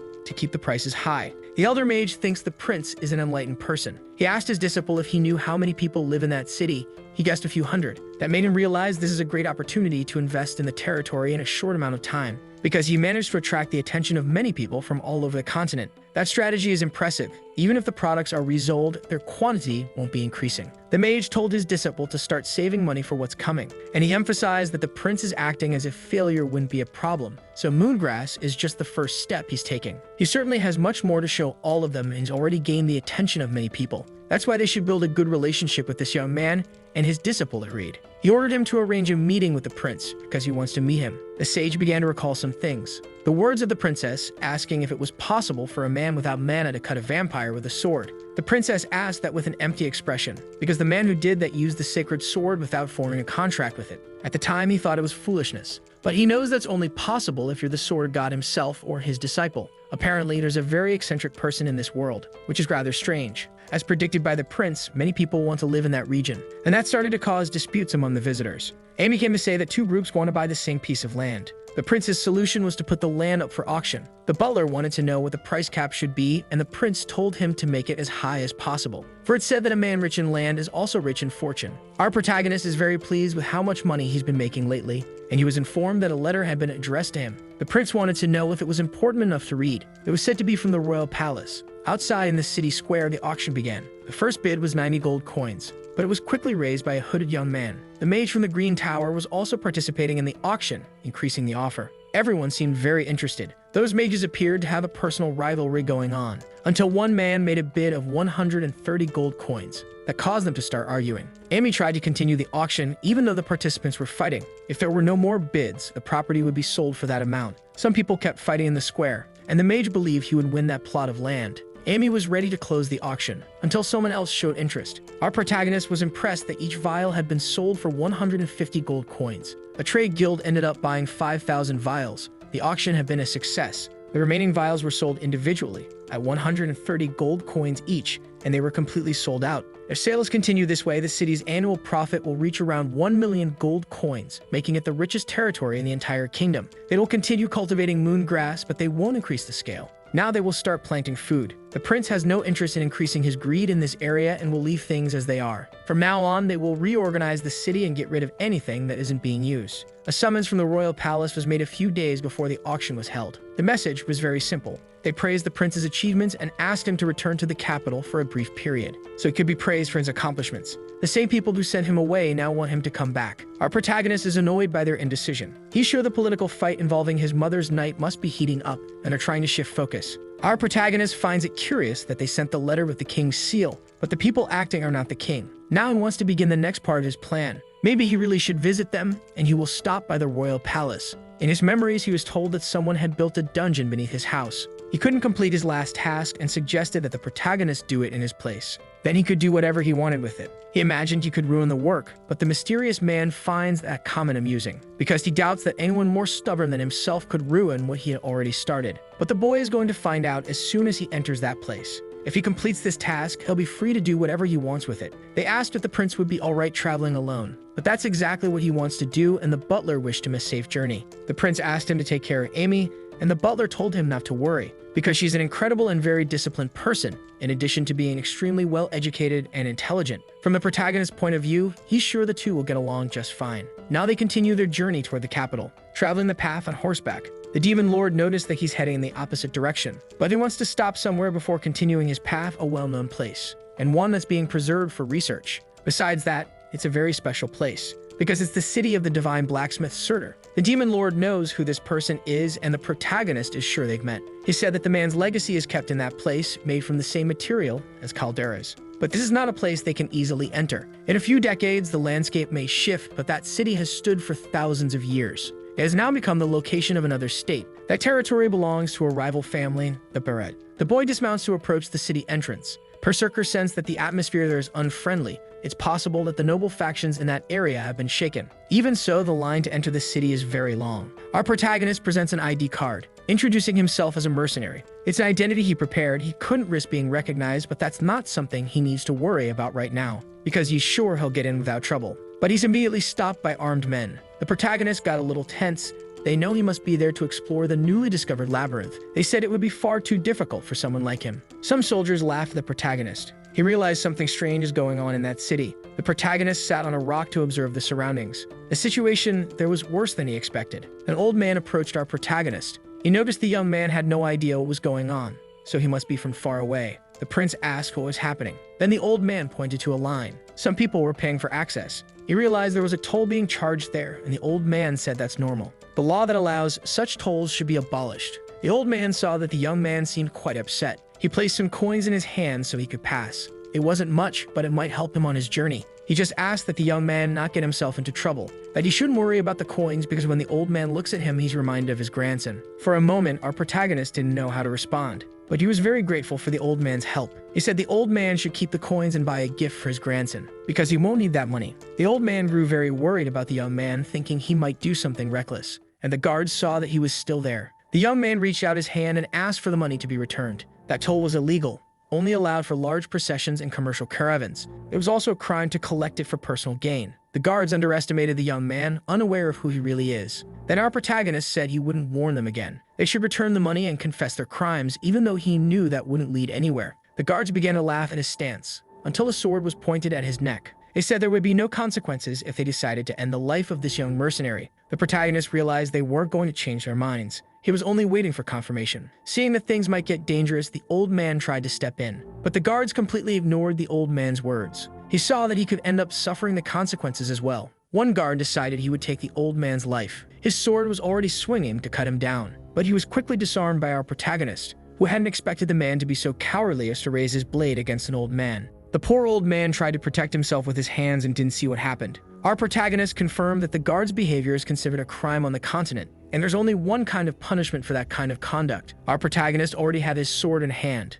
The penalty for those crimes is immediate execution. The bald man is now headless. The responsibility now falls on those who agreed with that behavior. He demanded that the person in charge be presented immediately, but instead he was surrounded by their remaining guards. He realized these men also wanted to lose their heads and admitted that it was his fault for not revealing his identity. Before he could continue speaking, one of the guards tried to attack him, but the attack failed, because it's not possible to strike without hands. The protagonist warned that the next cut would be to the head, and that he wouldn't repeat himself. He again demanded to see the one in command, until someone came over to see what was going on. That small man was Viscount Gerda, who came to investigate the commotion. Before he got too close, the protagonist tossed in a formal document. He advised him to make a wise decision and not to underestimate the prince just because he wasn't flanked by guards. The Viscount quickly recognized the prince's identity, who was relieved to finally be recognized. Kneeling before the prince, the Viscount explained that the territory had been going through difficult times, but our protagonist didn't believe that since they had famous ruins in the area. The Viscount never imagined the prince would travel in disguise, scolding people so recklessly. That was an act of tyranny,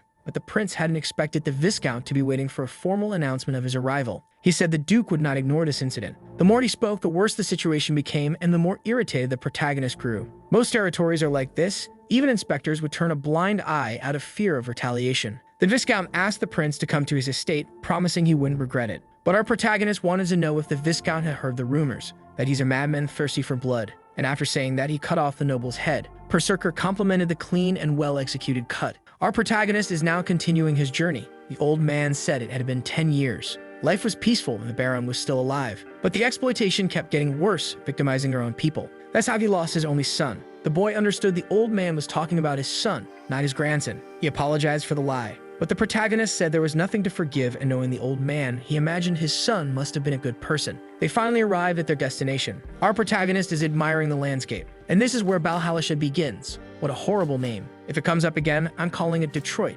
That's the famous ruin. The old man asked if the incident with the Viscount would cause trouble for him, but the prince assured him the Duke had bigger concerns. For being saved and for having his son avenged, the old man gave his thanks. He would never forget such kindness. Our protagonist wished that he would continue walking the straight and true path, and so he said goodbye to that man. Berserker thought that story was quite depressing, and hopes the man can have happier days. And the protagonist helped make that possible. They are now inside those mysterious ruins. Our protagonist continues searching within the place. It really is magnificent. He began consulting his own notes. Berserker wasn't sure whether he should say it, but he believed there was nothing left there to be discovered. Our protagonist said that's just the outer appearance. He's searching for something still hidden. There's a password in that place, which made the Demon Lord curious, because the boy found it. The entire place is constructed like a massive puzzle, and the codes can only be seen from a higher vantage point. This was done by Sir himself. Some people in the past must have discovered it too, but the protagonist may be the only living person who knows this, and he may be the only one capable of finding that treasure. The secret entrance is at the anvil in the center of the plaza. To access it, the password is required. And now he is about to gain access to the legacy of the God of the Forge. He's finally going to find the One Piece. Mysterious stairs appeared, and now he has access to the hidden dungeon. Berserker imagined there must be many things hidden in that place. The entire area is well designed. There's magic circulating the air within. If he had met Sir himself, that place would have remained hidden forever. Even the Demon Lord agreed with that. Upon finding a room, our protagonist was very impressed. That place seemed to have a life of its own. It didn't even resemble a dungeon. When he was alive, people thought Sir was insane since he lived in his forge. After Harris passed away, he came to this place to work for the rest of his life. Our protagonist kept inspecting the room, because all of his friends' treasures were inside, until he found the large chest. The Demon Lord noticed it looked like an altar. The protagonist found it strange that Sir might have worshipped a god he never respected. While he was walking, something started to happen in that place. A bright light began shining from the chest. They were inside what seemed to be a vault. It was the first time the demon lord had seen such an intricate design. The chest continued glowing intensely. Still, the protagonist approached it. Among the dwarves, he had been given another title. For working 1,000 days without stopping, he was known as the Demon of the Forge. Unlike those who boast simply for striking metal correctly, Surtur went beyond his limits, infusing his work with mana. And that was his final creation, to be completed posthumously. The energy color of the chest changed. It was now glowing yellow. At last, our protagonist managed to open that chest. Inside, he found a blade that hadn't yet been named, cut through living things. There was another blade in that chest as well, one that cut through dead things. Neither had been finished. They were twin swords. The system confirmed it was truly the final work of a great blacksmith, and their power was unknown. Their personalities had yet to awaken. That fact made the protagonist thoughtful, but it was something to be expected from the work of his blacksmith friend. These blades were as powerful as calderas. That was the most powerful divine sword, made to be fully wielded by Horus. Now these two blades are designed to adapt to their wielder. Their purpose is to find their master. To our protagonist, that's perfect, and they already seem complete. But only upon close inspection did he realize they weren't.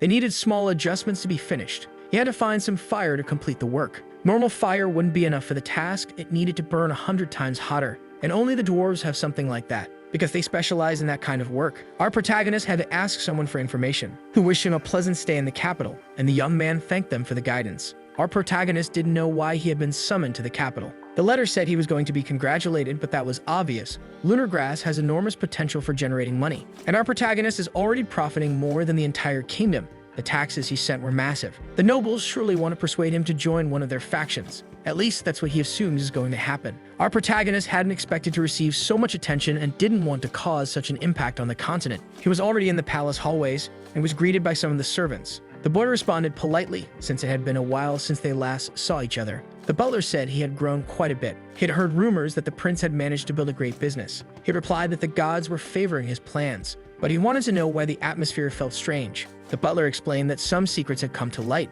The king was furious, and many nobles ended up losing their heads. Since the king was already in his chambers, the butler recommended speaking to him the next day. Even with all the evidence presented to the knight, he would only succeed with the king's cooperation. These events were making the boy think a lot. He ended up encountering a peculiar person. The two stared at each other for a moment. That was one of his brothers, the envious one. Our protagonist hadn't expected to run into Carlos at that moment. He asked if the boy had anything to say to him, but he said everything was fine. He told him his brother was far too careless for a bastard who had succeeded in just one business venture, and that he'd obviously had luck, not success. The protagonist didn't believe the envious one came all the way there just to say that. It seemed he was simply jealous, because he had no idea what the prince had accomplished, and for that reason, he would always be known as a fool. Those words made the envious one furious, and he tried to grab the protagonist's neck, which he blocked effortlessly, saying the envious one had nothing. He forgot something important because everyone there spoils him excessively. He should at least be able to understand the situation. Completely enraged, the envious one tried to attack the protagonist. But he's a hopeless fool. If he weren't so stupid, he never would have fired those arrows 6 years ago. And now the protagonist has run out of patience. Reacting to the aggression, he grabbed the envious one's arm and was about to slam him headfirst into the ground. The envious one realized his face was about to be smashed. But our protagonist controlled the fall and said that his brother's words were blasphemy against the king, and that he'd been acting this way just because his brother was born of a concubine, forgetting that he too carries the king's blood. To try and discipline his brother, he stomped on his chest with force. After letting him go, he asked if that hurt, because that was the intention. But he realized he was making references his brother didn't understand. Not even a narrator would know them. Even so, the boy was visibly intimidated and received a flick to the forehead, stronger than a punch. That blow definitely caused him pain, because his scream of agony echoed throughout the entire corridor. The boy's forehead was bleeding. He didn't understand how that was possible. Our protagonist asked if he wanted another flick, and the envious one was terrified. He warned that he would take revenge, saying the prince would never do that to him again. As the envious one ran off, the prince laughed at the scene. The demon lord asked if he was really going to let the boy go with just a flick, but the protagonist made it more interesting because it wasn't a normal flick, and he probably shouldn't even tell her that. Berserker noticed he sometimes acts more like a villain. Either way, the protagonist wasn't going to keep laughing about the situation. He needs to put an end to his bad habits. Burning with curiosity, the demon lord wanted to know what the protagonist had done. He cast on the boy a spell that's considered a universal sin, but that wasn't all he did. He also gave him a small gift, which would be revealed during the next day's meeting. Several nobles were impressed with what the boy had accomplished in that devastated region. Because of that, he also increased the kingdom's revenue. The chatter was so loud the king couldn't concentrate. The nobles were all talking among themselves, excluding the one who had made everything happen. And then Knight Petrus was also absent from the meeting, as he had no interest in those matters. Berserker couldn't understand how the kingdom still functioned with so much disorganization. Meanwhile, the protagonist was thinking about opening a restaurant since he knew the profits were extremely high. But he didn't know how to manage a business like that. Someone asked the nobles to be quiet. The king said they should congratulate the prince for what he had done. Acknowledging that everything he accomplished was done without anyone's help, our protagonist replied that he did what was necessary. And the king reinforced the point. His progress was worth 10 years of hard work. He asked what the prince wanted as a reward. The protagonist knew the nobles would make a fuss about anything he might request. He said he didn't have anything in mind yet and asked for a little more time, which the king granted. Berserker said he made a very wise decision in asking for time. The nobles wanted to seize control of lunar grass production, seeing it as a golden commercial opportunity. It was clear they weren't letting go of the matter. One man said he needed to confirm something before the conversation could continue.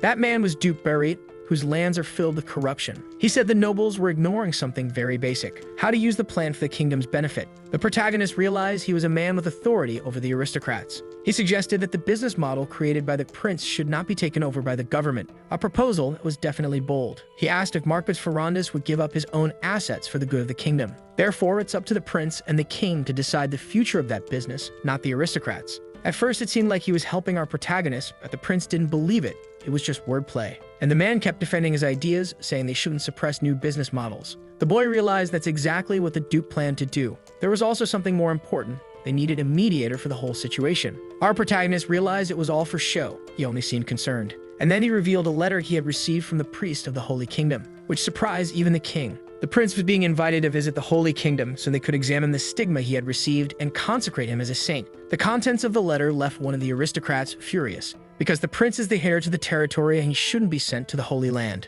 Other nobles joined the discussion, saying that the Holy Kingdom rivals the empire in power. But that aristocrat insisted they were not vassals of the Holy Kingdom, and the prince shouldn't be handed over like a tribute. The prince wanted to know if he really needed to go to that kingdom for his stigma to be recognized, and what would happen after he was declared a saint. The duke told him he needed to look at the forest, not just the trees, because he has a dubious royalty, and you shouldn't forget that nothing good comes from disobeying the Holy Kingdom. But our protagonist didn't seem impressed. The nobles wanted to know what would happen to the prince's territory and the production of lunar grass. If he were consecrated as a saint, he would no longer be allowed to manage his own lands. That news shook the nobles, but it was all part of a conspiracy, because now they had to decide who would become the new lord of that land. Watching that political game, the protagonist was thoroughly entertained, because now he truly understood the duke's goal. The prince's territory had become vital to the kingdom's future and couldn't be handed over to just anyone. And in his view, there was only one person they wanted to manage it: the second prince, the envious one. Our protagonist realized the plan was to privatize the business and then hand it to his jealous brother so the duke could profit as well.